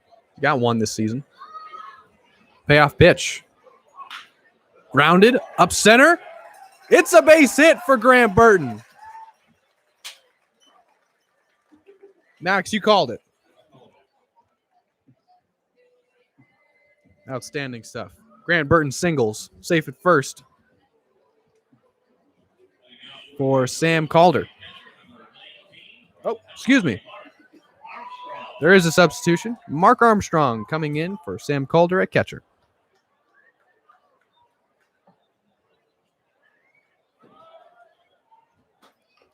Showing bunt, and it's foul. Just trying to move that man over. 0-1 will be the count. We'll see if the sign is still on from Coach Miller. Getting it to Mark Armstrong. Bullpen catcher at Cal Poly SLO. Got his first hit as a Blue last night. Has caught 2 ball games so far. Coming in to pinch hit for Sam Calder. Armstrong awaits an 0-1 from Roby. Infield is in. Rosas to be specific. Bunt is laid down. It's foul again. And now with 2 strikes, you wonder if the bunt is off or if it has to be perfect. It does have to be perfect with 2 strikes. Burton's on first after singling up center field. Armstrong's in a 0-2 count. Chokes up on the bat. Popping that one up. He was swinging away. Whoa! Nearly a collision out in center. Servin steps over Krisick. In left center makes the catch. 1 gone.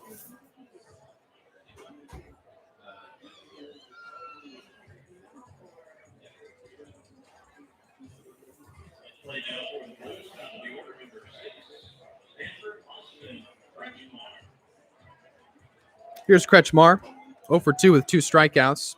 Top of this lineup, even after struggling up to this point, a golden opportunity to at least move Burton into scoring position or get themselves on base.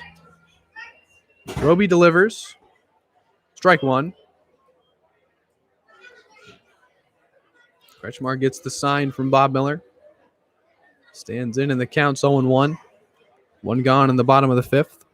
Burton's safe at first. Blues down by 2. Burton takes off for second. It's in there for a strike. Throw is wide, and it's a stolen base for Grant Burton. He'll be in scoring position.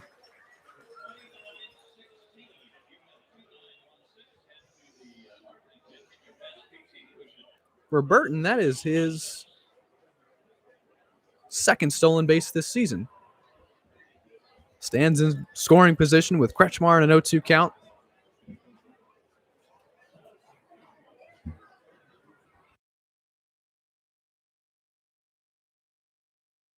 0-2. Kretschmar fouls one off to stay alive and see a fourth pitch.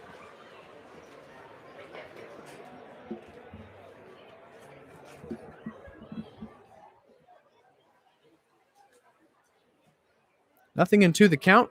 Burton's at second after singling to lead off the inning. Stole second base during Kretschmar's at-bat.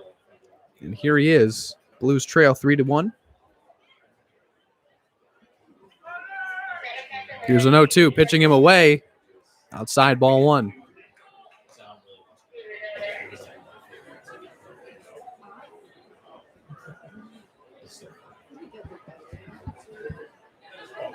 One ball and two strikes to the leadoff hitting infielder out of Stanford. His teammate at second base in college and in the CCL. 1-2. Kretschmar flares one out to right, and it drops. Burton's going to be held at third. Kretschmar has singled. Runners at the corners now, and one gone for Ruben Mercado.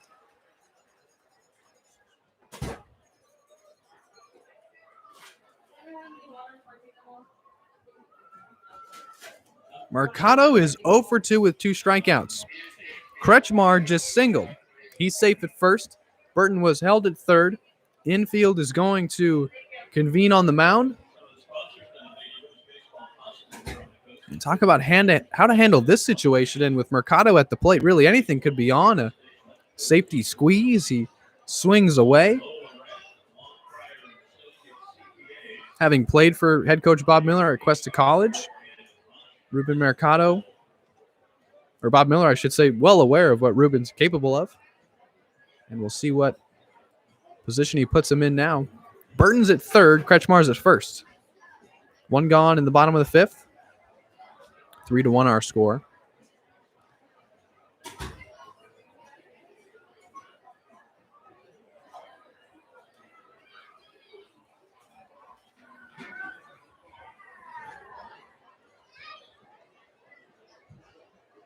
Roby has struck out Mercado twice.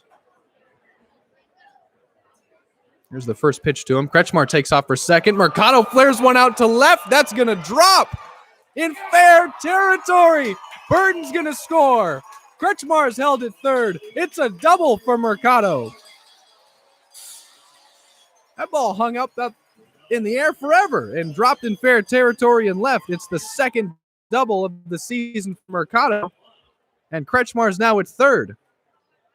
It's 3-2. And here come the heavy hitters. Samuelson due up. Reached on an error in the first, struck out in the third. But the Blues have gotten to Roby. Plated one in the fourth, have plated one here in the fifth to only trail 3-2. Mercado's at second after doubling in Burton. And Kretschmar is just 90 feet away from scoring. Samuelson takes ball one.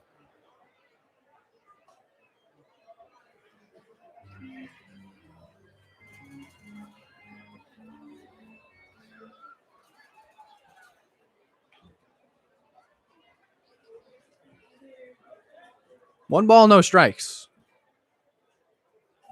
Samuelson takes strike one.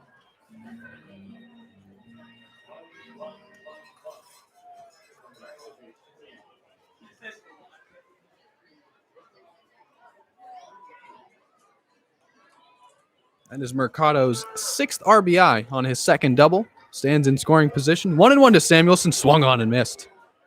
Hefty hack, and it's 1-2.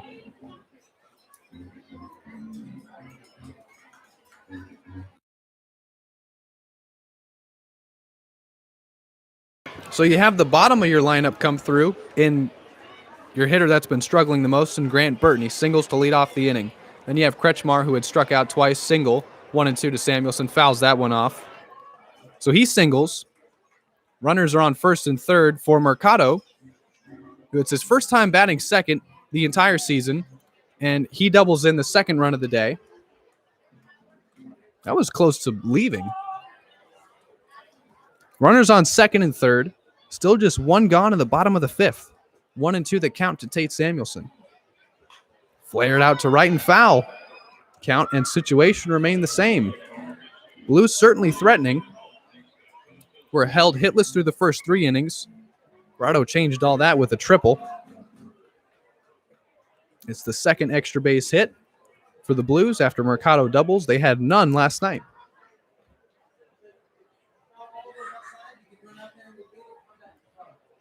1-2, infield, tightly packed in, and Samuelson flares one out and into foul territory for a third straight time.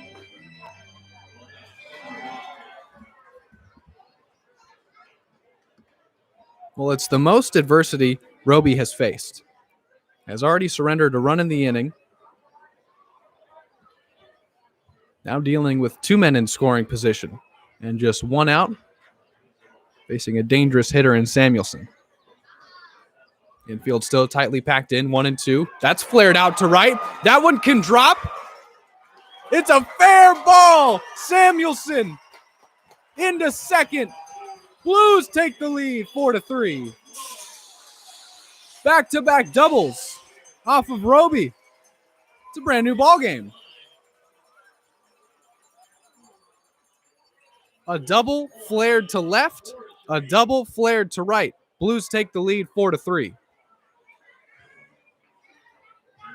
For Samuelson, it's his 5th double, and it's RBIs 20 and 21.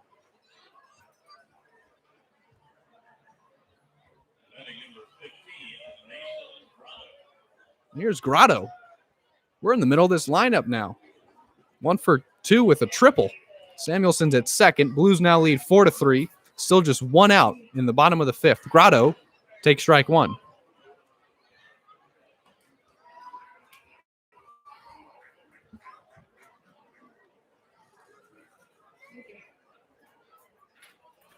Back-to-back doubles give the Blues the lead.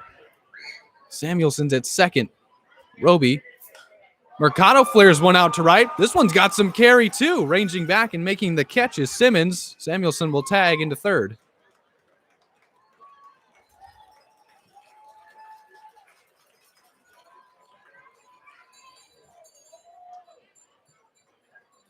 Here's Vince Martinez. Same situation as his last at-bat with a runner at third. Struck out his last time up.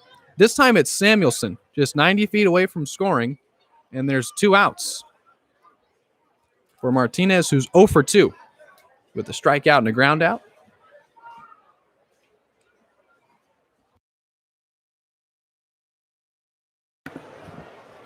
Martinez takes ball 1. Blues have taken the lead after plating 1 in the 4th and 3 here in the 5th. It's still not over. 2 outs in the bottom of the 5th. Samuelson is at third. 1-0 to Martinez. That one's high again, and it's ball 2.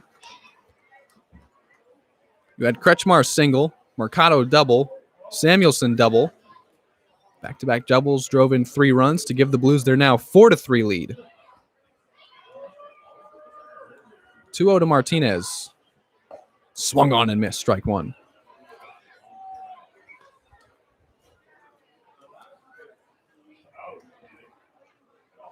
Every swing from Martinez has some oomph to it, whether he makes contact or not.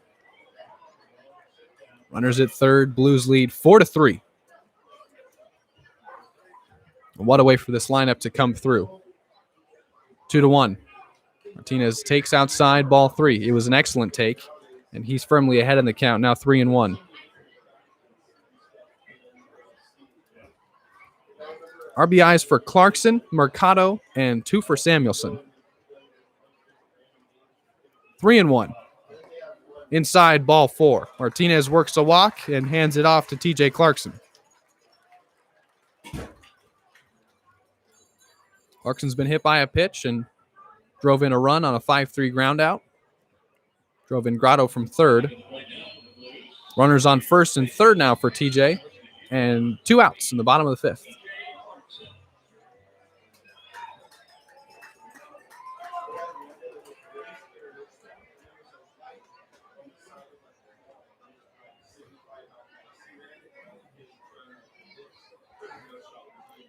Clarkson swings and misses through strike 1.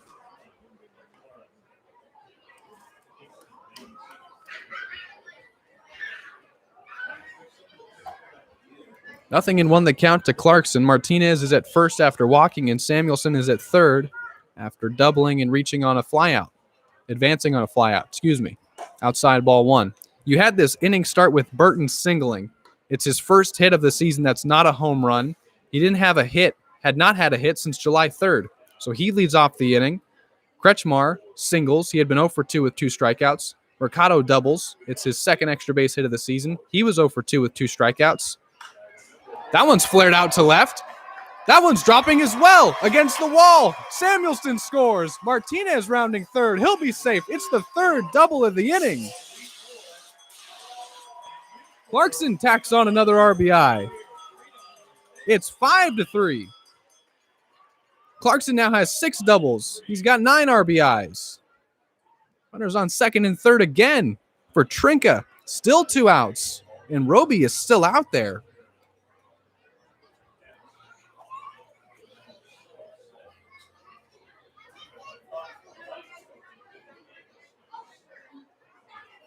For Roby, this is the most earned runs he's given up in a start in an appearance all season. Previous highs had been 2. Every time he's given up an earned run, he'd give up 2. He's given up 5, 4 in the inning.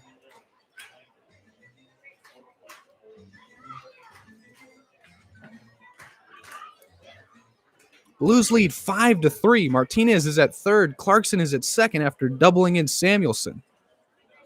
Here's Trinka. Swung on and missed. Strike one.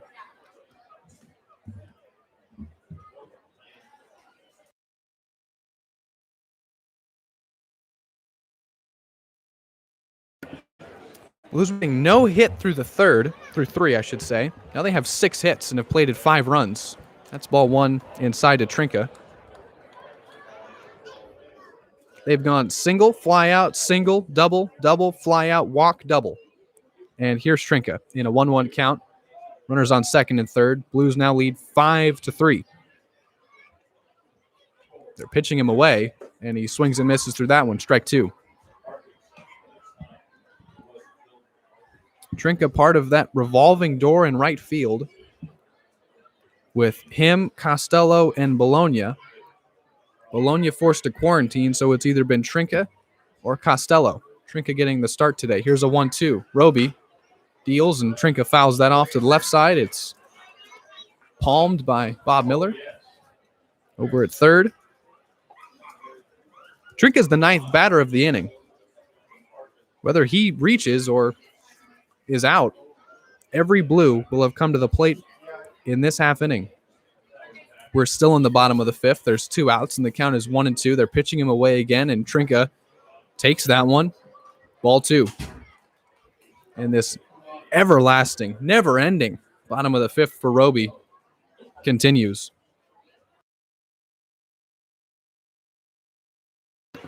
It's tied for the second most hits he's given up all season with 6. But the Blues have plated the most runs off of Anthony Roby that he's given up all season. 2-2 to Trinka. Checked his swing. Took ball 3. Counts full. And the baton could get passed up again to Burton, who led off this inning with a single. He's due up if Trinka is to reach. Count is full. Clarkson's at second. Martinez at third. Blues have taken the lead 5-3. Here's a payoff pitch. Trinka swings and misses. Well, the inning is over. But what an inning it was. Every Blue came to the plate. There were 3 doubles hit, each of which scored a run. Samuelson drove in 2. Mercado drove in 1. Clarkson drives in 1. 5-3 is our score, and it's time to throw some tennis balls.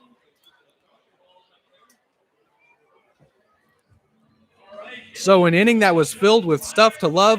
We'll recap it all one more time when we come back. I'm going to take a short break, chuck a tennis ball at this bucket, and be back with you for the top of the 6th. Blues lead 5-3. How about that?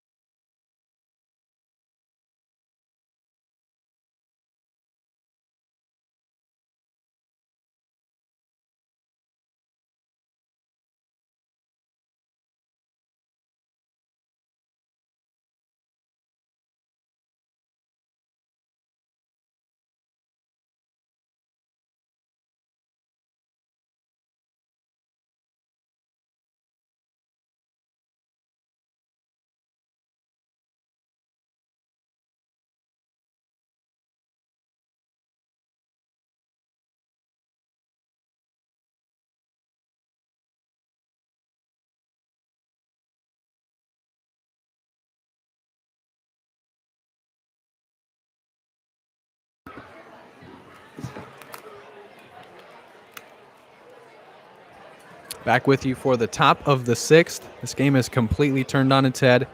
It is 5-3. Blues have taken the lead with a 4-run bottom of the fifth. It's still Miller Plyman pitching in relief of Heston Toll, and he'll face Emilio Rosas to start things out in the top of the sixth.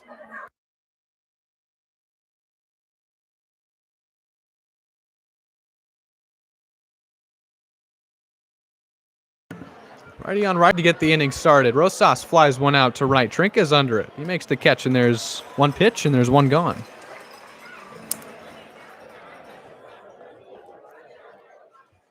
Well, if you're a Blues fan, you could not have asked for a better inning, and it's the contributors that really make it as sweet as it was.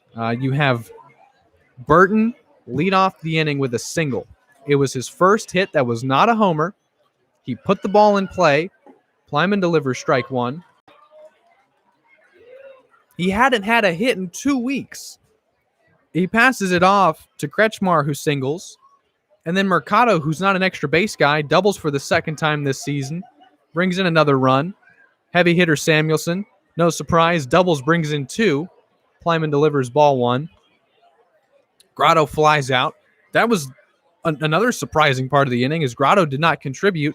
Martinez then walked, passed the baton off to Clarkson, who doubled in another run. And that's where we are. 5-3 Blues lead. 1-1 the count. That's strike 2. It's Cervantes now. 1 for 2 with a double. Blues had no extra base hits last night. None. Count is 1-2. Grounded to Mercado at short. Slow roller. Gunning to first. Pulled Clarkson off the bag, and he had to tag him. Blues had no extra base hits last night. They had 3 in the bottom of the fifth. Quickly, 2 gone for Davis Diaz. This is a guy who got his fair share of TV time, and obviously all the CCL All-Stars did in that wonderful showcase game, coordinated by our own Dana Applegarth. But this guy, ball 1, on his way to Vandy, and had a tremendous at-bat, made some good plays in the infield, and safe to say the future is bright. 1 for 2 with an RBI single. Awaits the 1-0 pitch from Plyman. That's strike 1. 5-3 our score. Blues lead. And we're in the top of the sixth. 2 outs and no one on for Diaz. 1-1 the count.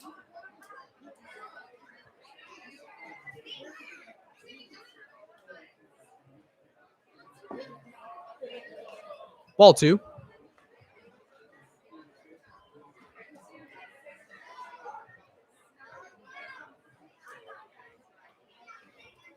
Two-1 to Diaz.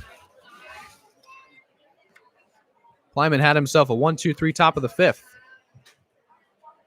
Strike 2.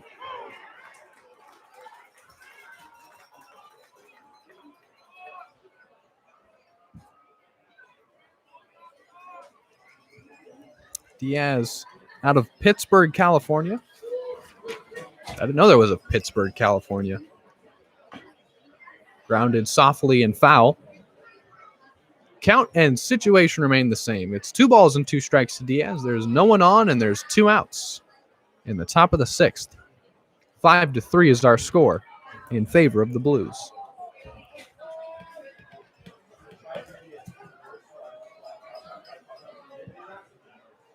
Two. 1 hopper to Samuelson at third. Gunning to first, and time to get him. It's a second straight 1-2-3 inning of relief for Miller Plyman. We'll head to the bottom of the sixth. See how the Blues can follow that one up.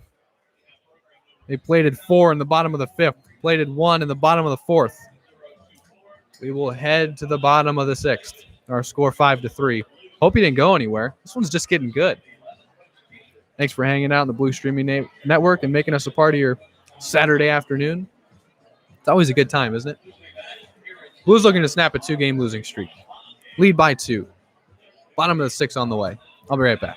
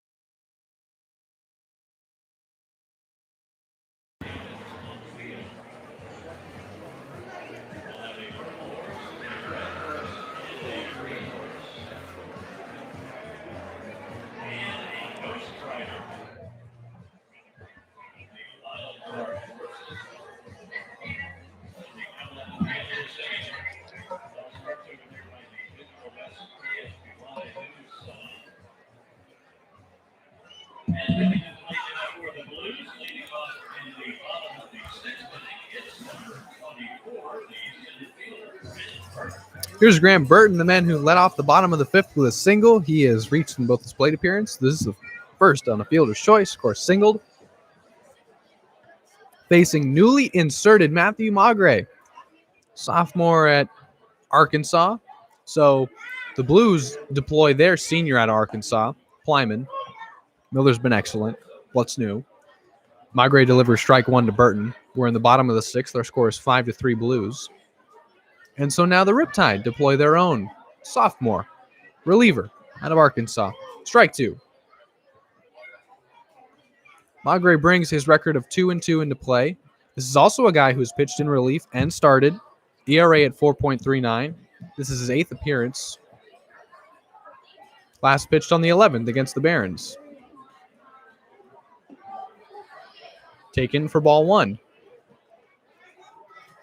Cannot wait to see if that base hit opens things up for Grant Burton. Gets his confidence going. 1-2. Burton grounds one to the left side. He's choking up on that bat more, and I know he's got 2 strikes. But just putting the ball in play was a great sign. Singles up the middle. Ignites a 4-run bottom of the fifth for the Blues. They lead 5-3. Here's a 1-2 from Magre, and Burton takes in the dirt ball 2. It's a guy who, even in the midst of struggling, was not having lengthy at-bats. Has already worked the count even at 2-2 after falling behind 0-2. Sends one out to left center. That is carrying. Going back is Servin at the wall. Did he catch it? Oh, come on. He did. He climbed the wall and robbed Burton of extra bases.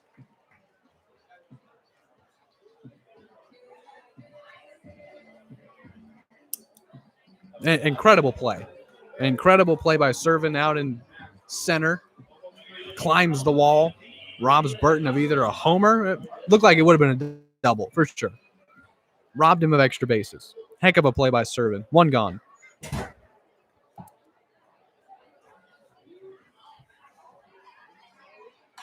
Armstrong flares one out to center. Servin can't range on to make that one, and it's a base hit, the second of his Blues career for Armstrong. All of a sudden, you have the bottom of this lineup producing. Burton was allowed first out. Now you got Armstrong singling. Runner on first and one out in the bottom of the sixth for Kretschmar, who's 1 for 3. Singled in that 4-run bottom of the fifth. Blues lead by 2.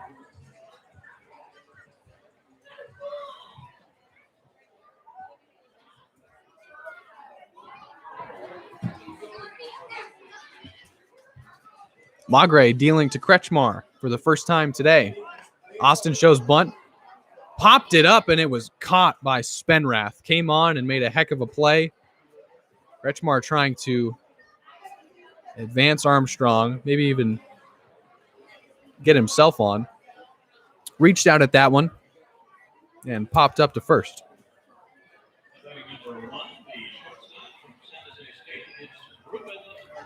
Here's Mercado, who had 2 singles last night, has already doubled in a run today. And this is a guy we talked about what needs to happen with these guys out. That's flared out to right, but foul. And he said, listen, I can't ask my players to do more than they're capable of. Totally understand that. But Mercado has certainly stepped up. Has looked more comfortable at the plate. A guy that he's not a guy that has quick at-bats. He grinds them out. Throw over to first, checks on Armstrong. He's safe. 0-1 to count to Mercado. 5-3 our score. Runner on first is Armstrong. He singled. 0-1. Outside, ball 1.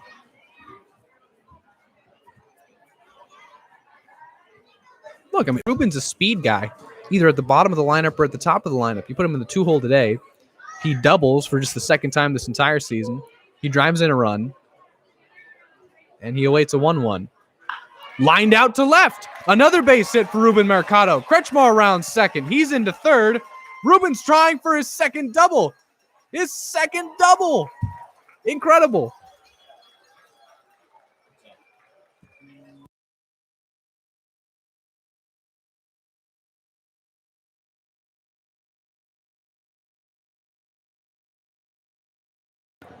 Second double for Mercado. He's safe at second. Armstrong's at third, bringing Tate Samuelson to the plate. Mercado has more doubles in this game than he did the entire season. He's safe at second again, and bringing Tate Samuelson to the plate, who followed Mercado's double in the fifth up with a double of his own. First pitch from Magre is inside. Tate didn't check his swing. It's strike one. You can just see things opening up for this lineup right now. And you can say, well, they finally got through to Robbie. And Roby was a guy that had pitched on 3 separate occasions in 5 days. Samuelson swings and misses through strike 2. And they finally wore him down. But you've got guys coming through now in ways that they hadn't all season. And it's needed in the absence of several starting players. Nothing into the count to Tate Samuelson. Ball 1.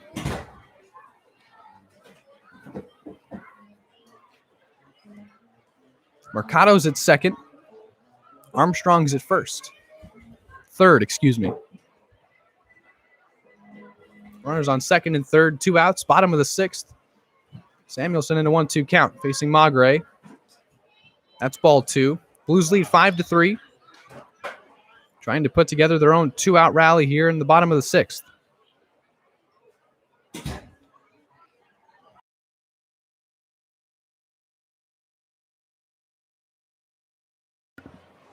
Two and two the count.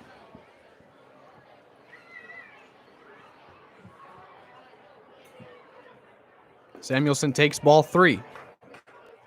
And we are seeing another lengthy at-bat worked by a Blues hitter. Behind 0-2, working the count full.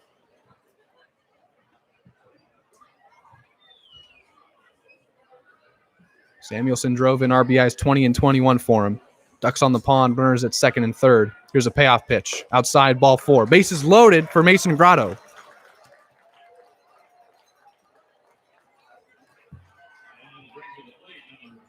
It's Samuelson at first, Mercado at second, and Armstrong at third. Grotto is 1 for 3 with a triple. Run scored after Clarkson drove him in on a ground out. Mason brings the average of .390 to the plate. His RBI total of 34 to lead the CCL. Take strike 1. A high strike 1. Has added his first triple of the season in this game. Awaits an 0-1 from Magre. That's strike 2.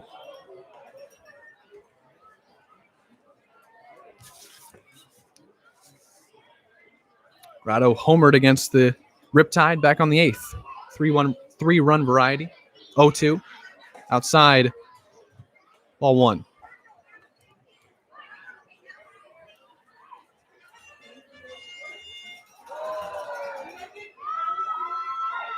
Bases loaded for Grotto. Blues lead 5-3. Magre steps off, and we'll have to cycle through the signs again with Taylor. You're dealing to a dangerous hitter, and the bases are loaded, and the game is in the balance for Orange County. Blues have played it 5 in a row to take the lead. 1-2. Grotto takes ball 2. And yet another case of Blues pitching,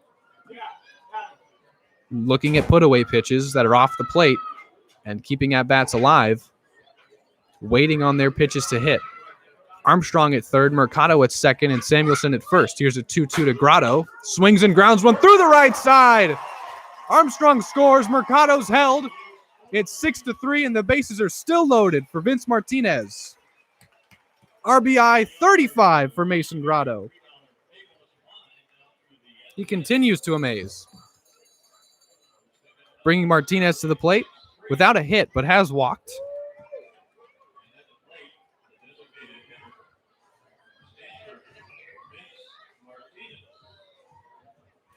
Blues have plated a run in 3 straight innings. Have tacked on another. Lead 6-3. They've scored 6 unanswered after trailing 3-0 early.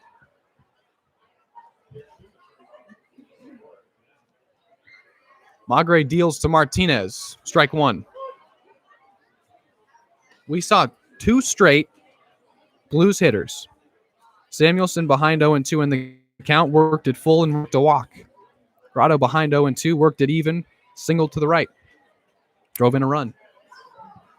0-1 to Martinez. Bases loaded, swung on and missed. Strike 2. And for the 3rd straight at bat, Magre's ahead 0-2. We'll see how Martinez fares. DH batting 5th today. Bases loaded for him. It's Mercado at 3rd, Samuelson at 2nd, and Grotto at 1st. 6-3 our score. 2 outs, bottom of the 6th. 0-2 to Martinez. That's through the right side. Another run scores. Mercado's in, and Samuelson is held. It's 7-3. Bases are still loaded for TJ Clarkson. It's a single and an RBI for Vince Martinez, his 8th.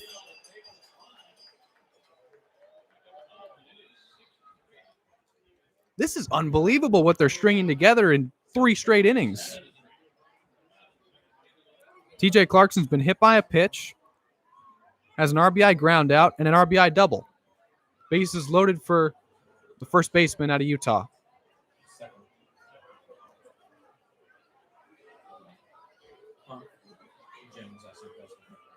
Magre deals, strike 1. Well, how did Martinez fare after getting behind in the count 0-2? He singled to the right side. Driving in another run. It is 7-3. 0-1. Swung on and missed. And it's 0-2 for the 4th straight hitter.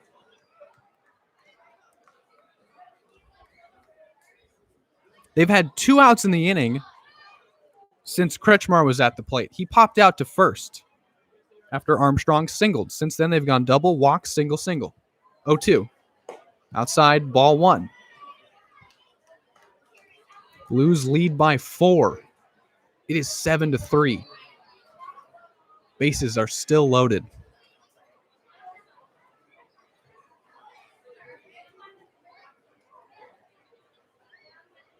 One ball and 2 strikes. That one is grounded to Diaz at 2nd.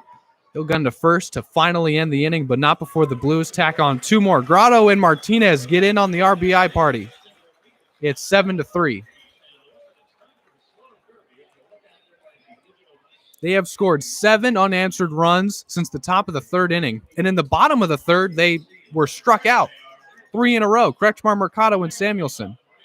Since then, they've scored 7 unanswered to lead by 4. We will head to the top of the 7th with our score 7-3.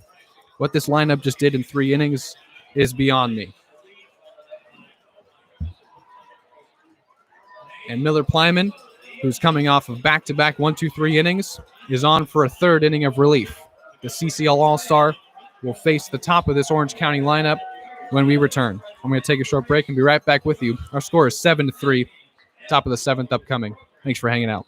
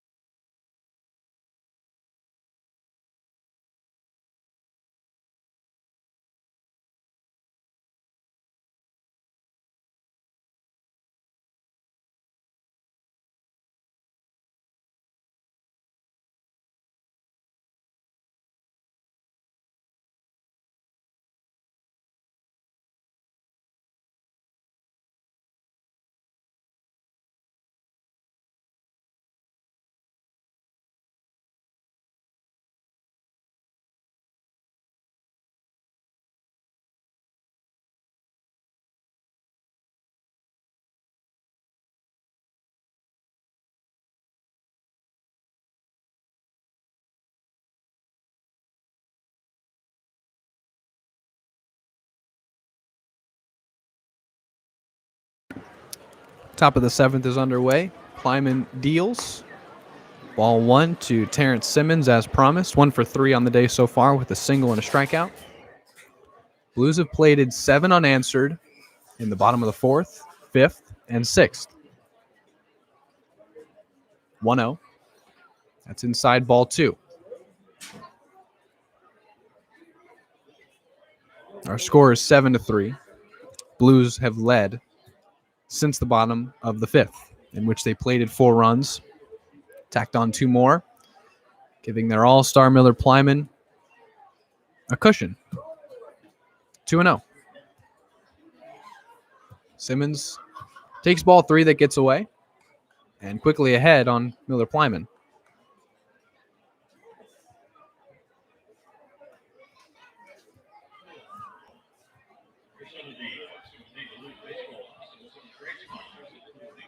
Quick conversation on the mound between newly inserted Mark Armstrong, who quickly made his mark, singling and igniting a rally in the bottom of the 6th. It all started when the bottom of the Blues lineup, guys that had really been struggling, guys who had only been here for 2 days, 3 days, started to come through. And then the top of the lineup did the rest. Middle helped in as well, chipped in as well. That's strike 1. Count now 3-1 to Terrence Simmons. Leadoff hitting right fielder.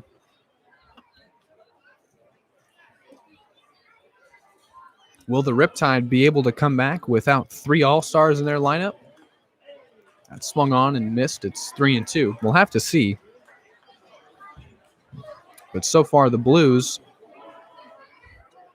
minus 3 starters, have scored 7 unanswered. They had scored 7 runs in the last 2 games. They've scored 7 runs in 3 innings. And we'll see if this pitching can hold the lead. Count is full to Simmons.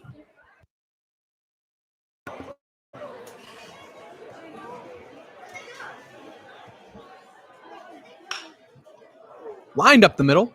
Base hit for Terrence Simmons.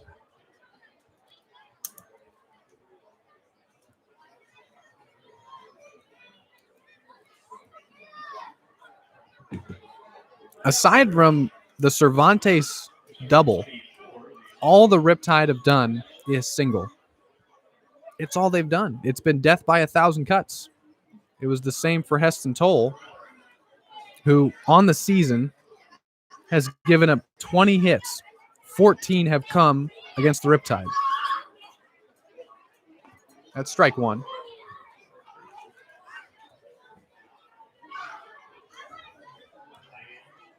Riptide have not been able to string hits together since the top of the 4th. We're in the top of the 7th, and Simmons just led things off with a single. This is Austin Krisick taking ball 1. Count even 1-1. No outs and the leadoff man on. 7-3 our score in favor of the Blues.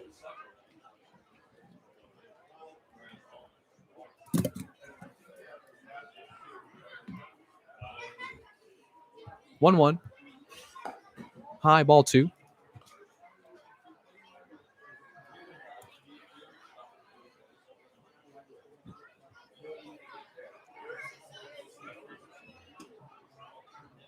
Two balls and 1 strike to Krisick. Has walked and singled. Outside, ball 3.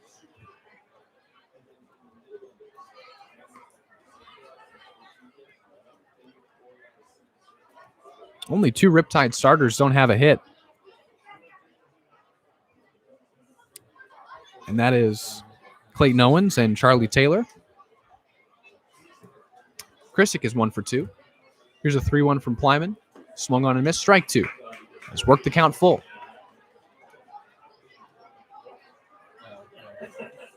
So after Sox and Toll go shorter than they're accustomed to in their starts, Toll actually going as deep into this game as he did in his last start against Orange County. Plyman, who is also technically pitching on short rest, as that is a broken bat to Mercado. Slow roller. They'll gun to first. 1 away. Simmons advances to second on the ground out.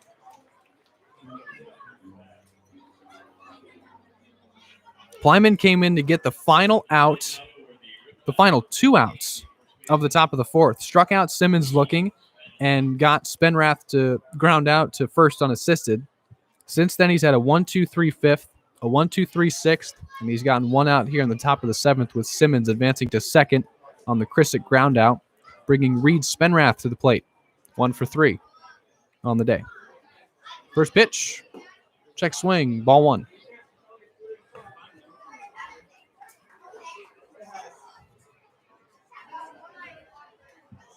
So Plyman's got 9 outs. Toll got 10. 1-0. Swung on and hit out into the right center gap. That's going to drop and get down to the wall. Run's going to score. Spenrath's into second with a double. And our score is 7-4. RBI double for Reed Spenrath. Gets the Riptide back on the board. Blues had scored 7 unanswered. Riptide finally answer. RBI double for Spenrath. He switches places with Simmons at second, and it's 7-4. Still just one gone in the inning.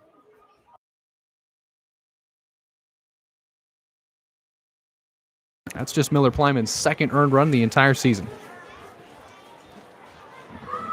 Still a 3-run cushion, and now Clayton Owens to the plate. 0 for 2 with a walk. Spenrath at second.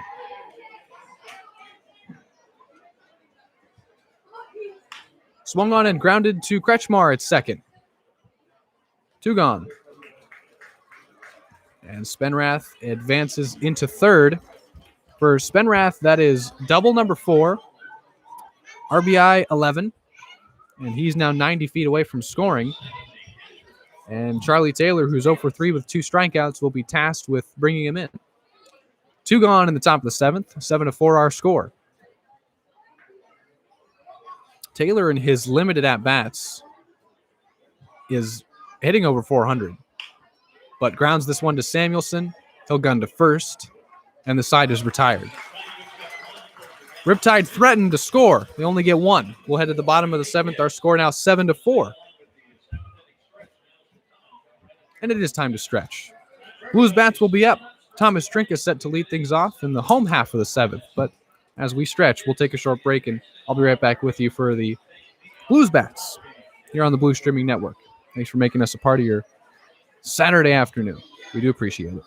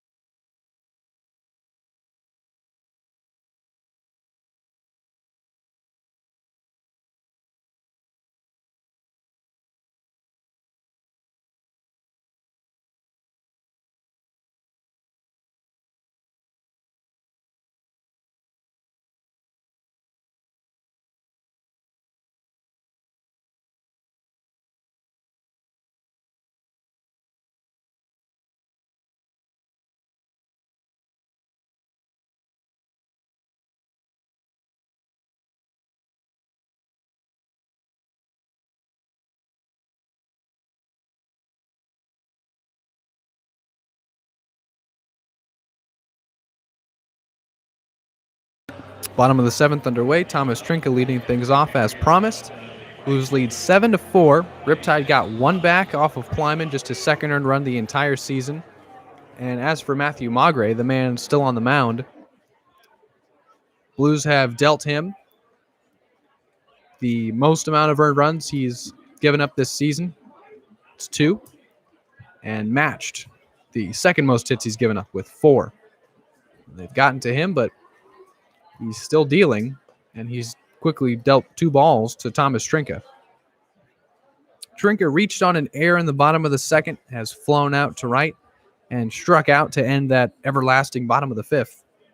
Leads things off in the bottom of the 7th with his team leading by 3.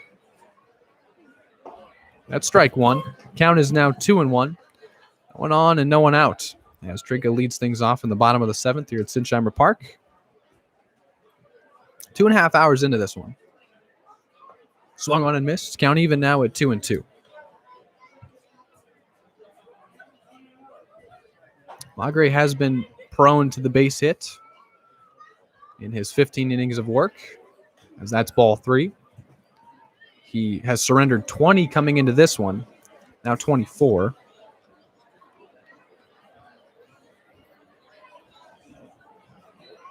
Payoff pitch. Trinka swings and misses through strike 3.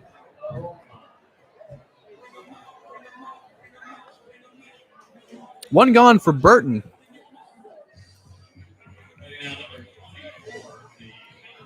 One for 2 with a single. And threatened to have more, leading off the bottom of the 6th with a loud first out. Deep fly ball to center. Swung on and missed strike 1, but that was caught. It was an excellent play out in center by Spencer Servin to rob Burton of extra bases. Behind 0-1 against Magre. Burton looks at ball 1. No one on and 1 out. After Trinka struck out, Burton comes to the plate. Count even 1-1. He's gotten his first hit. That hasn't been a homer. Foul tipped off of the face mask of, I think, the catcher or the ump. It's 1-2. Burton's gotten 2 of his 3 hits this season against the Riptide.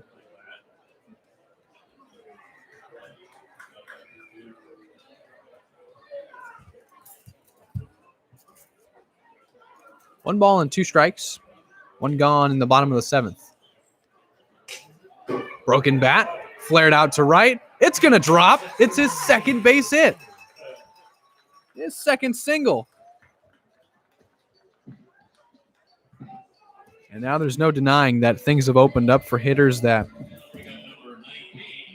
have not even been putting balls in play. Burton's now putting them where they need to be to drop for base hits. He's 2 for 3 now, and he's got 3 of his 4 hits this season against the Riptide, bringing Armstrong to the plate.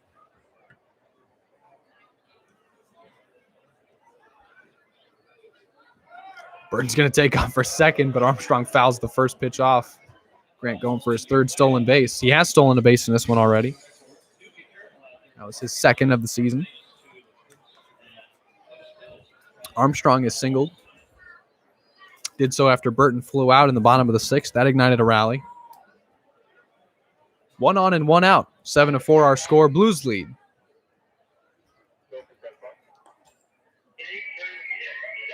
Throw over to first. The check's on Burton. He's still safe.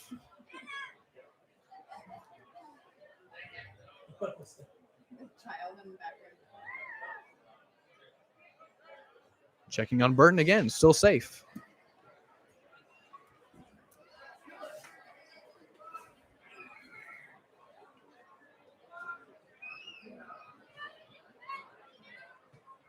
No balls and 1 strike. Hit out to right, but on a line and caught by Simmons. 2 gone now for Kretschmar.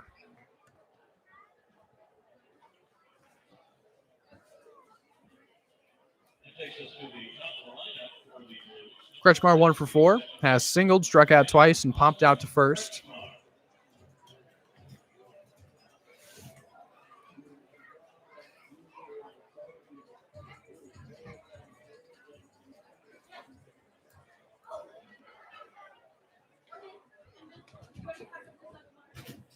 Magre trying to have a much quicker bottom of the 5th and 6th, or a much quicker outing than his bottom of the 5th or 6th in this one. Fouled off, and it's 0-1.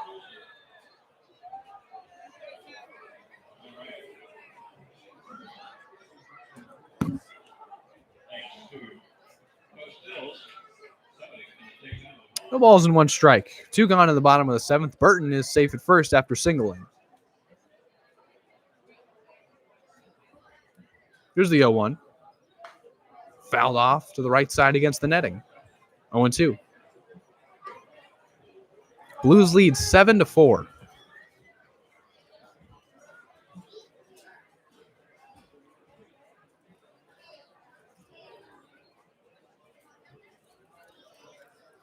It is the most runs the Blues have put up since their last win, which was back on the 11th against the Foresters. 0-2. Taking off is Burton, trying for his second stolen base. He's in there. 2 base hits and 2 stolen bases for Grant Burton. He's in scoring position, and Kretschmar took ball 1.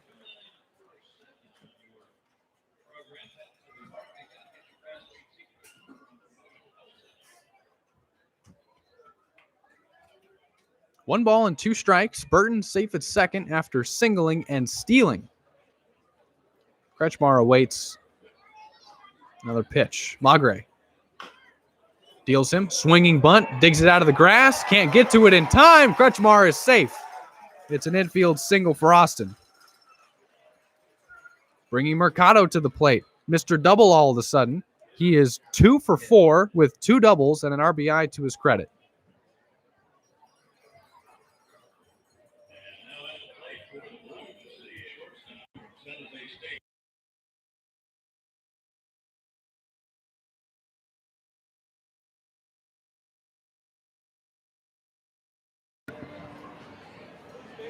Mercado stands in with runners at first and third and 2 gone in the bottom of the 7th. Blues lead 7-4. Has already doubled off of Magre twice. Ball 1.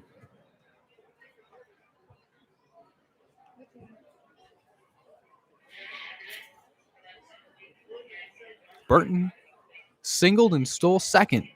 Kretschmar had himself a swinging bunt single. Finds him safe at first. Mercado takes ball 2.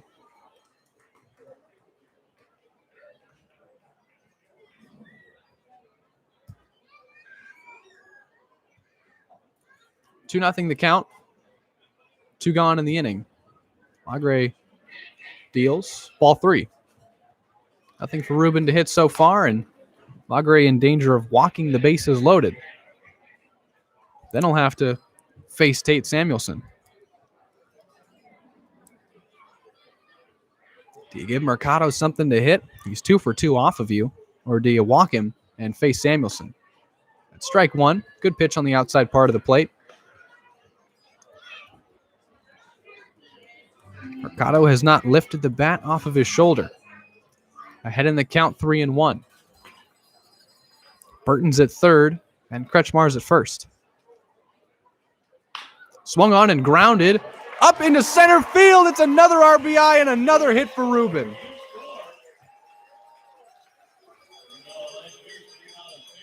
He's 3 for 5. 2 RBIs, 2 doubles. Brings in Burton. Now there's runners on first and second for Tate Samuelson. It's 8-4. They get the run right back. And Ruben is having some kind of day. It's the most hits he's had in a game all season. Most doubles. Most RBIs. Here's the first pitch to Samuelson. Swung on and fouled off to the right side. It's 0-1.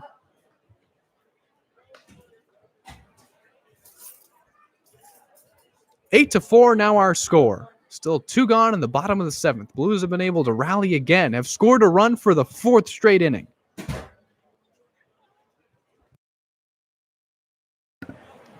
Here's the 0-1.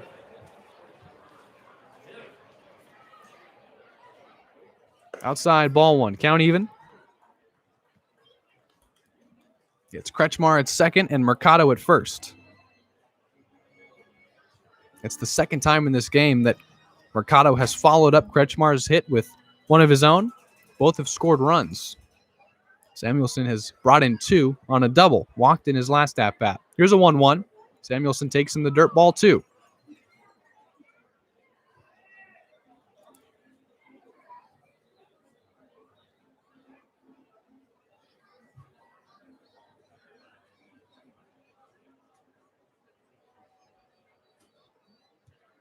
2 balls and 1 strike. Men on first and second. Blues lead 8-4. 2 gone in the bottom of the 7th. Magre checks second momentarily and deals to Samuelson, who swings and misses through strike 2.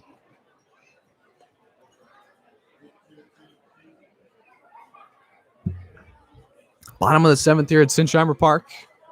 8-4 our score. Blues lead. They're back up by 4. And Samuelson at the plate. Ball 3.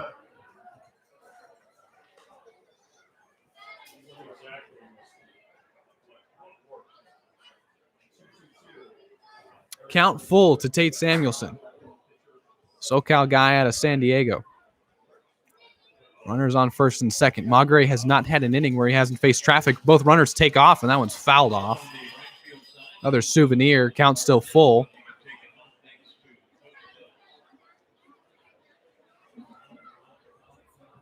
Feels like Magre hasn't had the bases empty for him the entire day.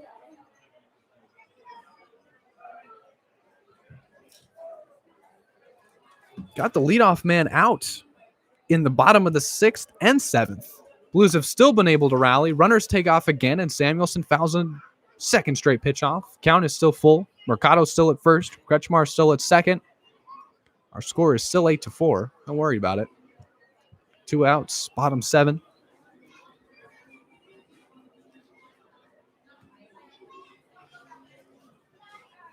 Here's another payoff pitch. Runner still in motion. Ball 4. Bases loaded.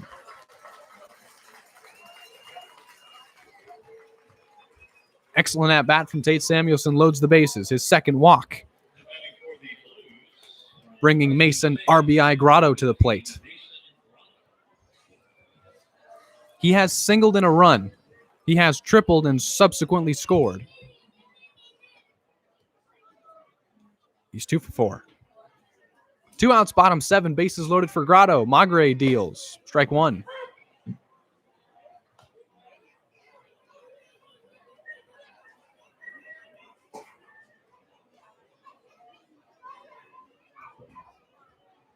Nothing in 1. The count to Grotto has driven in his 35th RBI already this season.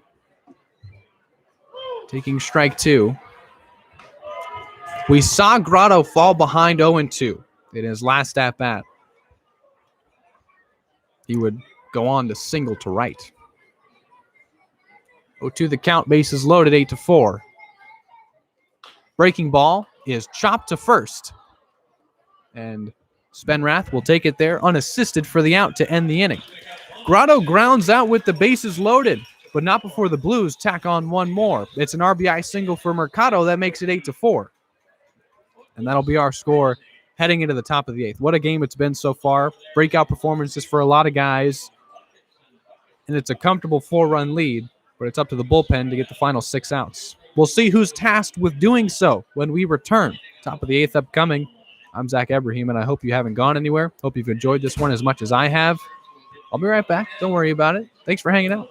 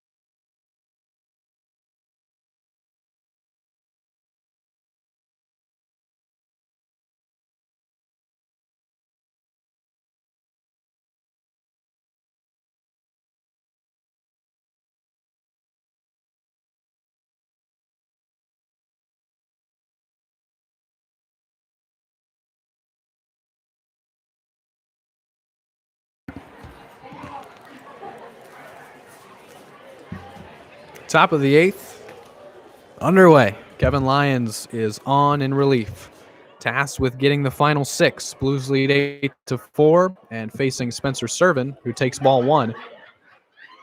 Kevin Lyons, out of San Diego, senior at Santa Barbara, comes in with his record of 1-0. That win that he picked up, as that's strike 1, was in his last outing. It was the Blues' last win back on Sunday in Santa Barbara, July 11th. Here's a 1-1 taken for ball 2.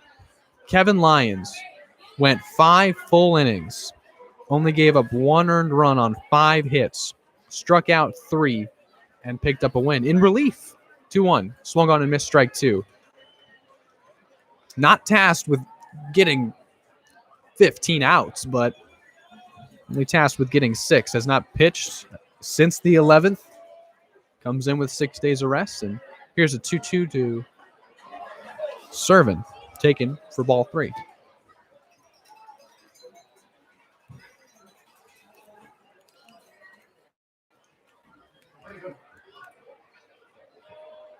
Payoff pitch from Lyons to Servin.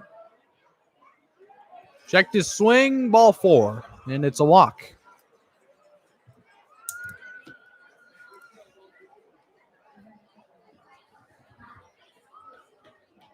Lyons did not walk a single batter in his 5 innings against Santa Barbara. It's only his 8th walk of the season.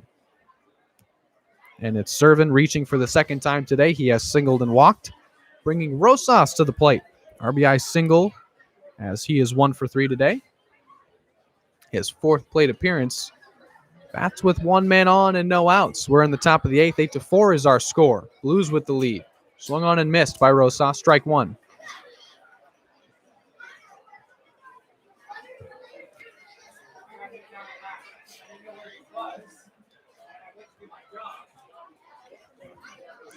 Nothing in 1 the count to Rosas.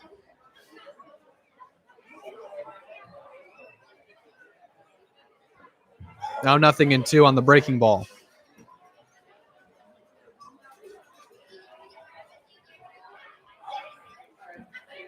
For Servin, that was his 10th walk. And Rosas trying to add to his RBI total, which he's already done so in this game. He's got 10 now. Fouled off his back foot, it looked like. And it's still 0-2. Servin's still safe at first after walking.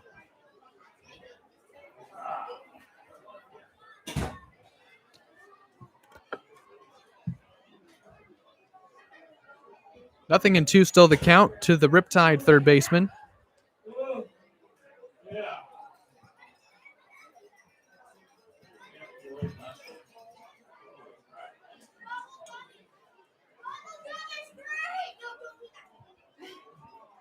Oh, 2. Runner takes off for second. That one is grounded to Clarkson at first. He'll take it to the bag unassisted, and there's 1 away. I was going to count 7:15.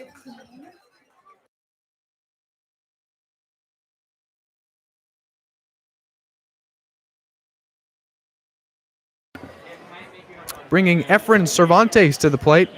He is 1 for 3 with a double. Now has a runner in scoring position as Spencer Servin advances on the ground out to first of Rosas. Cervantes for the 4th time facing Kevin Lyons for the 1st time. Score still 8-4. Ball 1. It was incredible seeing Lyons his last time out get through 2 innings, get through 3 innings, and then we're saying, okay, that's the longest he's gone in a ball game all year. Are they going to bring in someone else? And he kept coming out, and he kept getting outs. Here's a 1-0, grounded to the left side, and gloved by the Orange County third base coach. Count 1-1, and it was just impressive. Lyons, it's almost like he started the game. Went 5 full, just the 1 earned run. 5 hits. 1-1. That's grounded to Samuelson. Plays it on a couple hops and guns to first in time to get him. 2 gone and a runner still at second. Did not advance to third. So Servin is stuck in scoring position at second, bringing Davis Diaz to the plate. He's already driven in a run today on a single. But for Lyons, this is his 9th appearance. The 5 innings he's coming off of were easily his longest outing. Previously, he had gone 3. Now stands in and has gotten himself 2 outs. Most likely tasked with getting 4 more. Starts with Diaz now. Servin's at second, and there's 2 gone in the top of the 8th. That's ball 1. Lyons only struck out 3 in his 5 full innings at Santa Barbara. Previously, he pitched on July 7th against the Foresters. Here's a 1-0. That's a strike. It's 1-1. Went 2 2/3. Didn't give up a hit. Did not walk anybody. And struck out 7. So they knew, okay, this is a guy that's been effective against Santa Barbara. We're going to bring him in to get the final 15 outs. It was very impressive. Here's a 1-1 to Diaz. Strike 2 on the breaking ball.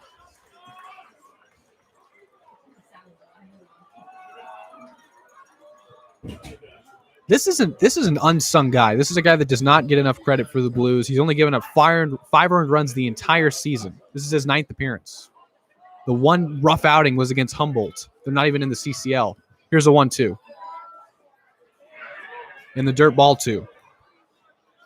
He's only given up 1 run against a CCL team. The Foresters.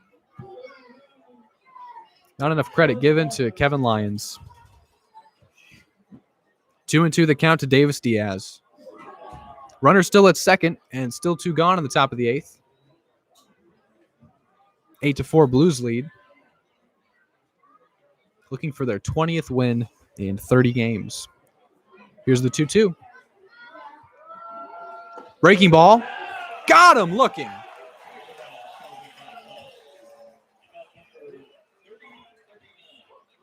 Lyons works around the walk. Retires the next 3 men. Riptide down scoreless in their half of the 8th. Bottom of the 8th upcoming.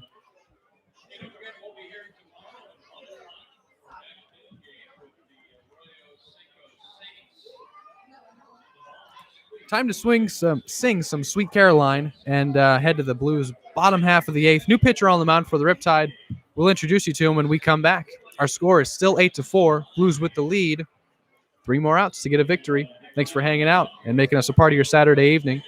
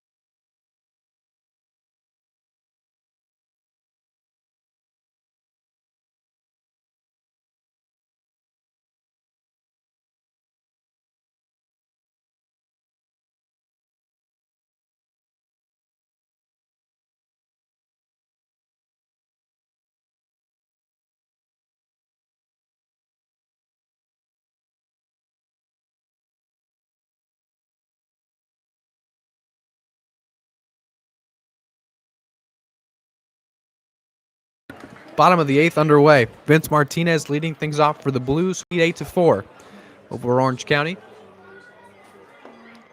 That's ball 1 from newly inserted Sean Hepler. And if you remember Sean Hepler, that's because he blew his save opportunity on the July 8th ball game here at Sinsheimer Park, 1-0. Martinez grounds one to Rosas at third. He'll gun to first in time to get him. So Hepler already gets one out, but tasked with getting the final 3 in the bottom of the 9th. Got 2, and then Justin Trimble played the role of hero and doubled in the winning runs. Final in that one was 7-6. It's the only time the Blues have beaten the Riptide this entire season. Riptide won the first 2 meetings in Irvine, held the Blues to their worst 2-game set the entire season, still is the worst. They came back to win 7-6 on the 8th and are looking to maintain a 4-run lead and win their 20th game in 30 games this season. Hepler delivers ball 1 to TJ Clarkson.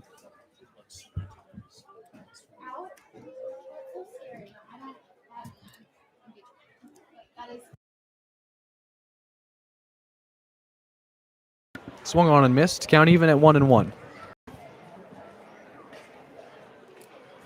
So we can go down the line. Mercado's driven in 2 runs. Samuelson's driven in 2 runs. Grotto's driven in 1. Martinez is driven in 1. And so is this man, TJ Clarkson. He's driven in 2. Swung on and missed, strike 2. That is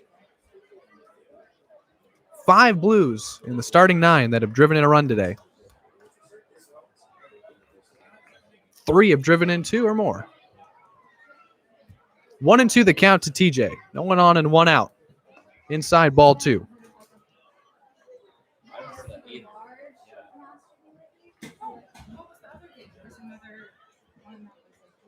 Two balls and 2 strikes. 1 gone in the bottom of the 8th. Hepler gets Clarkson to foul 1 off. Count and situation remain the same. It's 2-2. There's no one on and 1 out in the bottom of the 8th. Blues lead 8-4.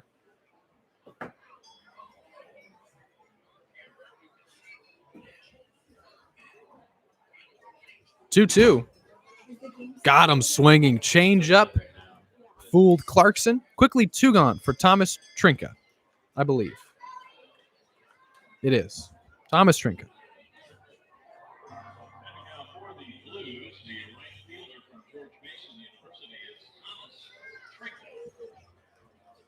Trinka without a hit, but did reach on an error back in the 2nd. He's the only Blue without a hit in the starting lineup today. That's ball 1.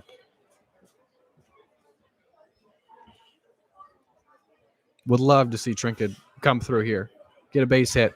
Everyone in the starting 9 would get a hit. That's strike 2. Strike 1, excuse me. Count is 1-1.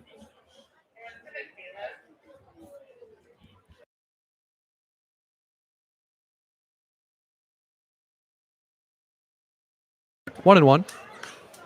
Popped up. Who's going to catch it? Diaz is in shallow center.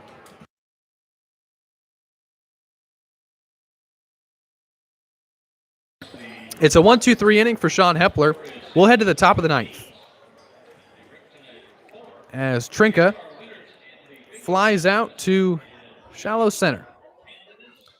8-4 is the score. Kevin Lyons tasked with getting 3 more outs.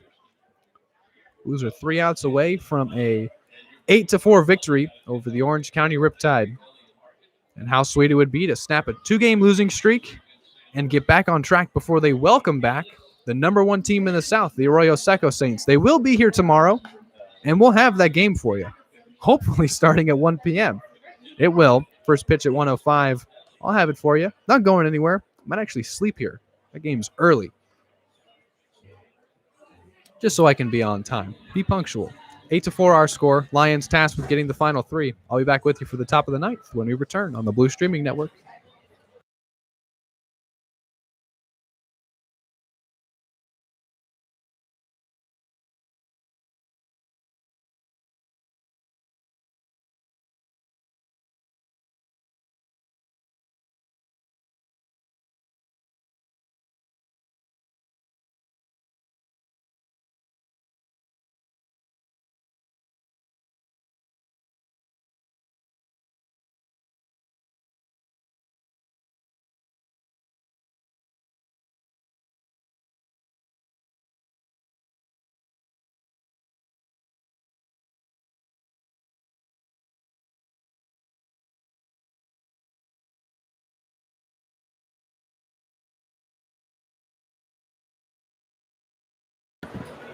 Top of the 9th underway. Lions deals.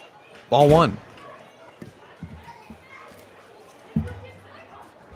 We're at the top of the Riptide lineup. It's Terrence Simmons.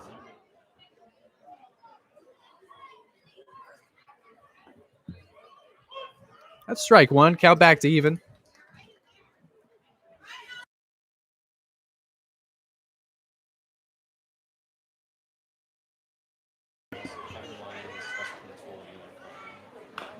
Grounded foul. It's 1-2.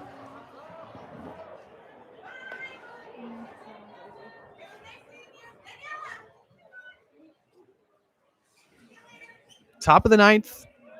Our score is 8-4, San Luis Obispo. Here at Sinsheimer Park. It was another perfect day. Is another perfect day for baseball. 1-2. Simmons strikes out swinging.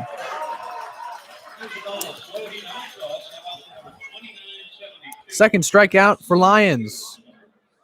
Was only allowed one man to reach, and that was the first man he faced, Spencer Servin. Here's Austin Krisick. 1 for 3 with a single and a walk.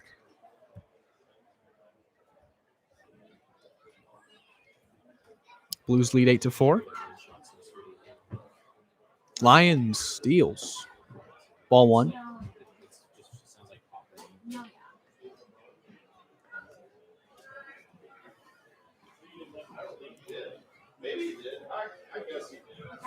One nothing the count. No one on and one gone in the top of the ninth. That breaking ball is outside and misses for ball two.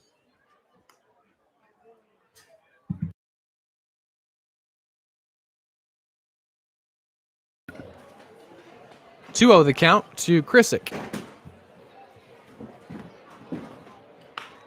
Grounded to Samuelson at third. It eats him up a bit. He guns in time to get him still. What a play by Tate. And the hand-eye coordination that just makes you roll your eyes. Samuelson gets Krisick to ground out. Two gone in the top of the ninth. Lions tasked with getting one final out. He's gotten 5, has not allowed a base hit, has allowed one man to reach. That was Servin who he walked. It was the first man he faced, and the count was full in that at-bat. Here's Reed Spenrath. Last chance for the Riptide, down 8-4. Lions deals. Strike one. What a game this was for the Blues. Scoring runs in 4 consecutive innings.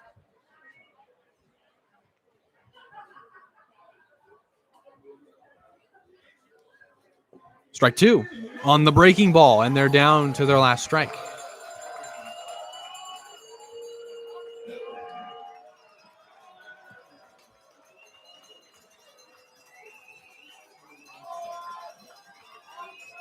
Nothing in 2. Lions delivers. Grounded back to him. And he'll toss to first. The game is over. Blues have won 8-4. They snap the 2-game losing streak. They get back in the win column and scratch closer to the top in the CCL South.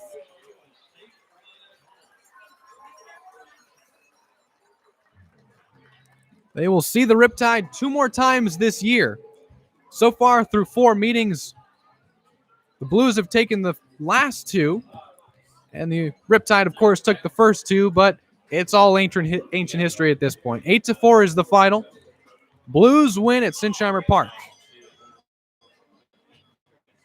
What an incredible performance it was by this offense, scoring runs in the 4th, 5th, 6th, and 7th, plating all 8 of their runs in 4 of the 9 innings. Down 3, you could argue 4 starters, and everyone from the top to the bottom of this lineup contributed. And this might be my favorite win of the year. This might be my favorite game given the circumstances, given the adversity faced by this coaching staff with putting together a lineup. And in the midst of missing 4 starters, this pitching staff, almost everyone pitching on short rest. Blues win their 20th game of the season. They've won 20 of 30. Game 31 coming up tomorrow, and it's another big one. They'll face the Rayo Seco Saints here at Sinsheimer Park. First pitch at 1:05. That's a big one. The Saints, first team in the CCL South. Blues keep the Riptide down there at 5th place in the South. They're now 8-10 in conference. Blues advance to 10-8. They overtake 2nd place, depending on what Santa Barbara did tonight, and an inch closer to the Arroyo Seco Saints, who they will welcome tomorrow afternoon. What a win it was. Final lines. Kretschmar, 2 for 5 with 2 singles. Ruben Mercado, who I'm going to try and go grab and have for the post-game show, had his best game of the year. 3 for 5, 2 doubles and 2 RBIs. Tate Samuelson, 1 for 2 with a double and 2 RBIs. Grotto, 2 for 5 with an RBI single and triple. Vince Martinez with an RBI single and a walk. TJ Clarkson with 2 RBIs and a double. Graham Burton with 2 base hits, and Mark Armstrong getting another base hit to his credit as well. Final pitching lines. Heston Toll went 3 1/3, gave up 2 earned runs on 4 hits, also walked 2 batters, struck out 4. Miller Plyman came in and was excellent, allowed 2 earned runs, but by then he had a cushion on 2 doubles, struck out 2 himself. And of course, the final 6 outs, Kevin Lyons tasked with getting those and got all 6 and only walked 1 man, struck out 2 as well. Your final 8-4. Blues get the victory over the Riptide for the 2nd time this season, snap a 2-game losing streak, and are back in the win column. And what a win it was. Winning by committee, and that is an understatement in this one. Blues win 8-4 for the call of this one. I've been Zach Ebrahim. Hope you enjoyed that one as much as I did. Going to go grab Ruben Mercado, have him on the post-game show, ask Ruben some questions as he just had his best game of the year with the Blues down 4 starters. A bunch of guys quarantined. Doesn't stop the Blues from winning, and they get a big one. Over Orange County, go to 20-10 on the season.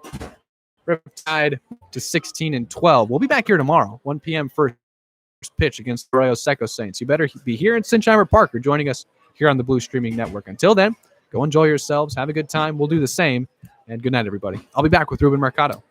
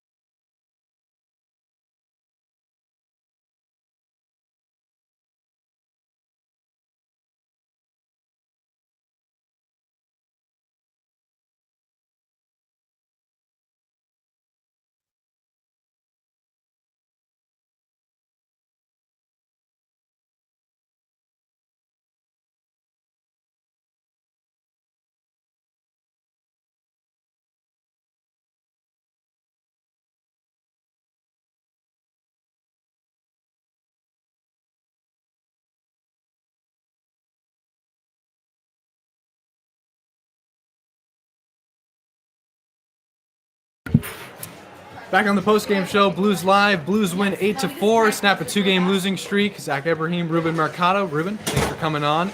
I thought this was your best game of the year, and you've had a couple good ones where struggling a bit at the plate, still able to have some lengthy at-bats. I remember in Pasadena, you had the 12-pitch at-bat, drove in a run on a sac fly.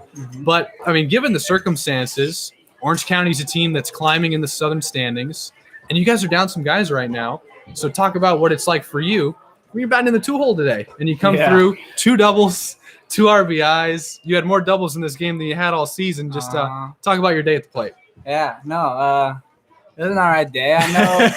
I know. Usually I'm in like 7, 8, 9 hole, right? And then with these guys missing, we have to step up to like 1 and 2. So I know I'm getting more ABs throughout the day. So that was really it. Like today, I started the day not too hot, and but I knew I was gonna get most likely those 5 ABs. So I was like, all right, I have 3 more. So let's just keep going, and yeah, just turned it around a little bit, stayed in there. I think that's that made those.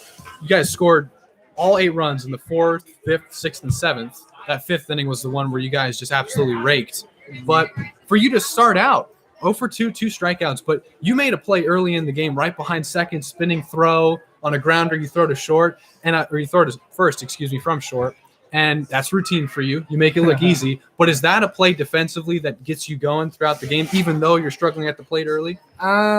It's interesting. Yeah, I guess it does give you some momentum. You'd like to take that with you because the opposite side of that coin is taking the bad ABs out to defense. Sure. So you'd like to separate offense and defense there. But, yeah, when you make a cool play like that and get the crowd going, the team's fired up, then you're like, heck yeah, let's go do it at the dish now. Yeah, talk about what it's been like. I mean, you played for Bob Miller at Cuesta. Now you're playing for him with the Blues. What's been Coach's message since you guys are down, 3, 4 starters? And you mentioned you're having to fill in. When's the last time you bat second, by the way, in a lineup? When was the last time you bat there?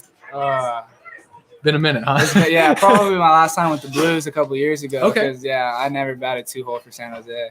What's been Coach saying? I was talking to him. He said next man up mentality. Has he been relaying the same message to you guys since you guys were down 3 starters? Yeah, pretty much. And he was just all like, aside from all the external stuff that's going on, he said the group of guys that we have that showed up to the field today and yesterday and Thursday, he's like, this team can win. Yeah. I know we're missing key players, but the guys that we have here can compete and win. So let's just dig in and just do it. So, and I think you guys did that today. This was a good one. You bring in Saints are back in town tomorrow.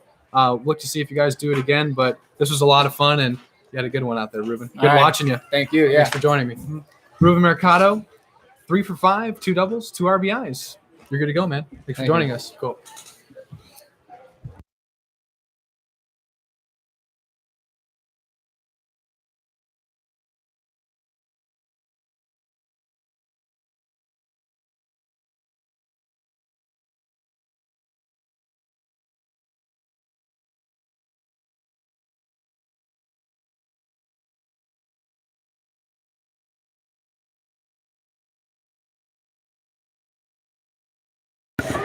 Back again on the post-game show, Blues Live. We just talked to Ruben Mercado, and we're doing these even after wins now. These have become one of my more favorite things to do, these intern interviews.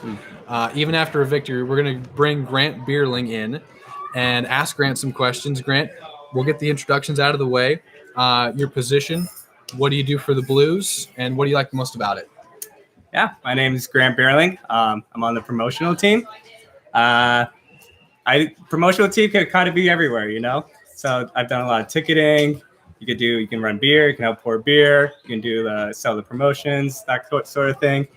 I love it. It's a lot of fun, Mix it up every single day. I love mixing it up like that. Yep. Yeah, but the best part about it of the SLO Blues just working here. It's just all the other interns. It's a good group of us, and we have inside jokes now. We've been working together for about 6-7 weeks. I mean, It's been crazy, and I think the time it took for us to all come together as a unit has been. I mean, it was fast. It's been fun. We've been having a good time. I love everyone. Almost everyone. Almost everyone. So Katie Logan was the first interview we did, and this was her idea. These intern interviews. Yeah. Maybe. You've got a little beef with Katie Logan. Where did that start? It's playful. It's fun. We laugh at it. Yeah. But where did that start? Me and Katie Logan. Yeah. Katie Logan. It's complicated, huh? It's interesting. There wasn't really a starting point. I couldn't see a moment. There wasn't a moment that's just like that divided us. Sure, You know? sure. I think what it really is, we were just born to be enemies. You think so? You know? We were born to not be friends.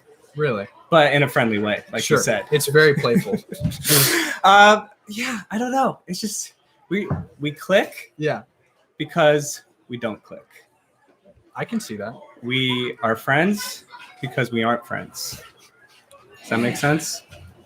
To some people, maybe not to others. You know, frenemies. You know, I think everyone needs an enemy like that. You know, I think it's healthy. You know, have someone you can like just be angry at, just yell at, and they yell back at you, and then you're like, nice, that was nice. Isn't it great that you guys still work well together, though? You work through all that? amazingly together. Yeah, that's what's It's like when it's just the two of us.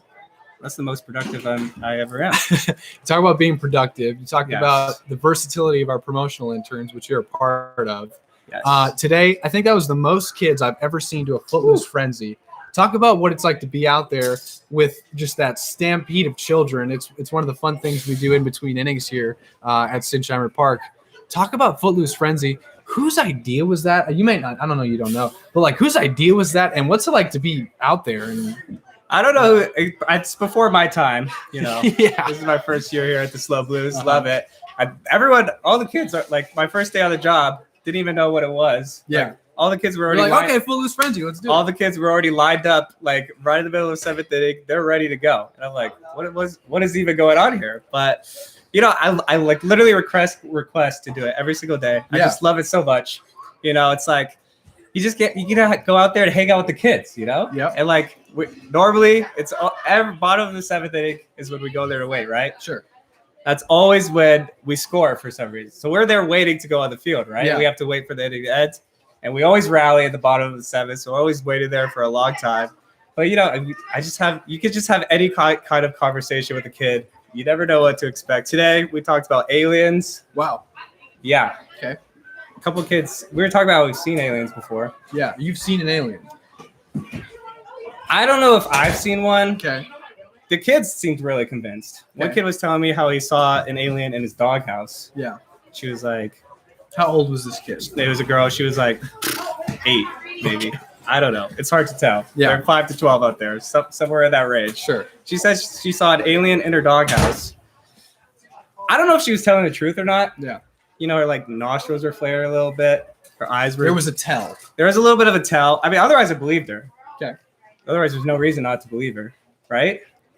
But there were a couple of tells. But I don't know. What do you think about aliens? You think aliens are real? You know, I've never seen one. I've never had any reason to believe that they are. But I think I want to transition this because you are really good with kids. And I think that if we can turn this back to us, you know, the serious question. Early on, I think it was one of our first 2 weeks working here, you had to watch Adam's daughter. Or, yeah, you like spent some time with Adam's daughter, and he was just like amazed at how good you were with kids. You talk about how much you liked doing Footloose Frenzy. You talk to kids our age, they're like, "Oh, I hate kids. Oh, Right. I can't deal with Right. kids. It's not I for can't do everyone. it." It's not for everyone, Not but for everyone. but what makes your relationship with the kids here at Sinsheimer? It's fun, man. I mean, you're good with kids. Where does that come from? I did 3 years of summer camp counselor. There you go. You know, you Yeah, really pick it up experience. there. Yeah, I don't know. I'm a third-year college student, right? sure. I feel like I connect with kids easier than college kids. You know, you Oh, can go okay. up to a kid and just talk about anything, Anything. and you can have a full-on conversation about it. Yes, you can. Full-on conversation, aliens, anything, and it's just fun. You know. It is. I'm kind of more with you on that. Like I'm talking with Katie, right? Yeah. And like, I don't even know what to talk about with her, and we just end up just getting mad at But each with other. kids, it can be anything. With kids, you can talk about anything. They don't get mad at you. They just laugh. Maybe they'll hit you, punch you, something like that. It was fun watching you work tickets the other day. It really was. You and Colton. Oh, worked yes. well together. Colton and I, we've got a good process going with the stamping. Okay. People love stamps. Sure. I don't know what it is. People love their stamps. So we hype them up, you know? Yeah. Give them a stamp, maybe 2, maybe 3. Hype them up, you know? It's a fun time. They seem to love it. Grant Beerling, another one of our versatile promotional interns here with us on the 4th edition of Intern Interviews. Last thing I'll ask you, You're a singer. You love to sing. Oh, I You love to spontaneously break out into song. I love to sing. Is that just something that you've always loved to sing? You seem like you would be, someone's dream karaoke partner. Yes. Where does that come from? I love karaoke. Yeah. I don't know where it comes from. I think it helps that I'm not good at singing. Okay. I'm pretty bad at singing. And you know that. In a way. You can admit it. But I also I can go high, I can low. I Sure, can go low, sure. I got some good vocals. But I'm like pretty pitch deaf. Okay. I don't even know what that means, honestly, when people say like you're not in the right pitch. I'm like, what do you mean I'm not in the right pitch? I don't know. I don't know. I don't care. But I like singing, I like just performing because in the moment. Right now my favorite song is Driver's License. And you heard I've that heard one? you sing it and sing it well. It's like it starts off, it's like I got my driver's license last week. Just like we always talked about. And then once I start singing that up there on the stage, On the stage, in the car, up here in the press box, I just feel you're just so caught up in the moment. I don't even know who I am anymore. But I could be Olivia Rodrigo who sings it. Could be. I could be myself. I could be anyone in that moment, Just like how you can be anyone. You can talk to a kid about anything. I appreciate the time, Grant. This was a lot of fun. Yeah. I thought of something else. Please. Because I don't want the people to think that Katie and I hate each other. No. We do hate each other in a way. Here's how I would describe it. I thought of this just now, okay? Okay. Batman, I do the know superhero, right? Batman, who's one of his biggest arch nemesis? The Joker. The Joker, right? They're enemies, right? But at the same time, I feel like they can't live without each other. They have too much fun being enemies that they don't even want to live without each other, right? That's how I would sum it up, Katie and I. We're such a big of enemies that it's like almost as strong as a friendship as you could ever ask for. There you go. That's Grant Bierling. That's our 4th edition of amazing. Intern Interviews. Zach, you're so good at this. Thank you, Grant. You're good at what you do. Stop. And This was a blast. that's a lot. One of our many versatile promotional interns, Grant Bierling. Thank you. That does it here for the post-game show Blues Live. 2 interviews for you. Ruben Mercado and Grant Bierling. I don't know how we're gonna top it. We're gonna try tomorrow. Come on. We're gonna try tomorrow. I was a little pitchy. We'll be back tomorrow with first pitch at 1:05, Blues and Saints. Till then, see ya. How was that? That was awesome.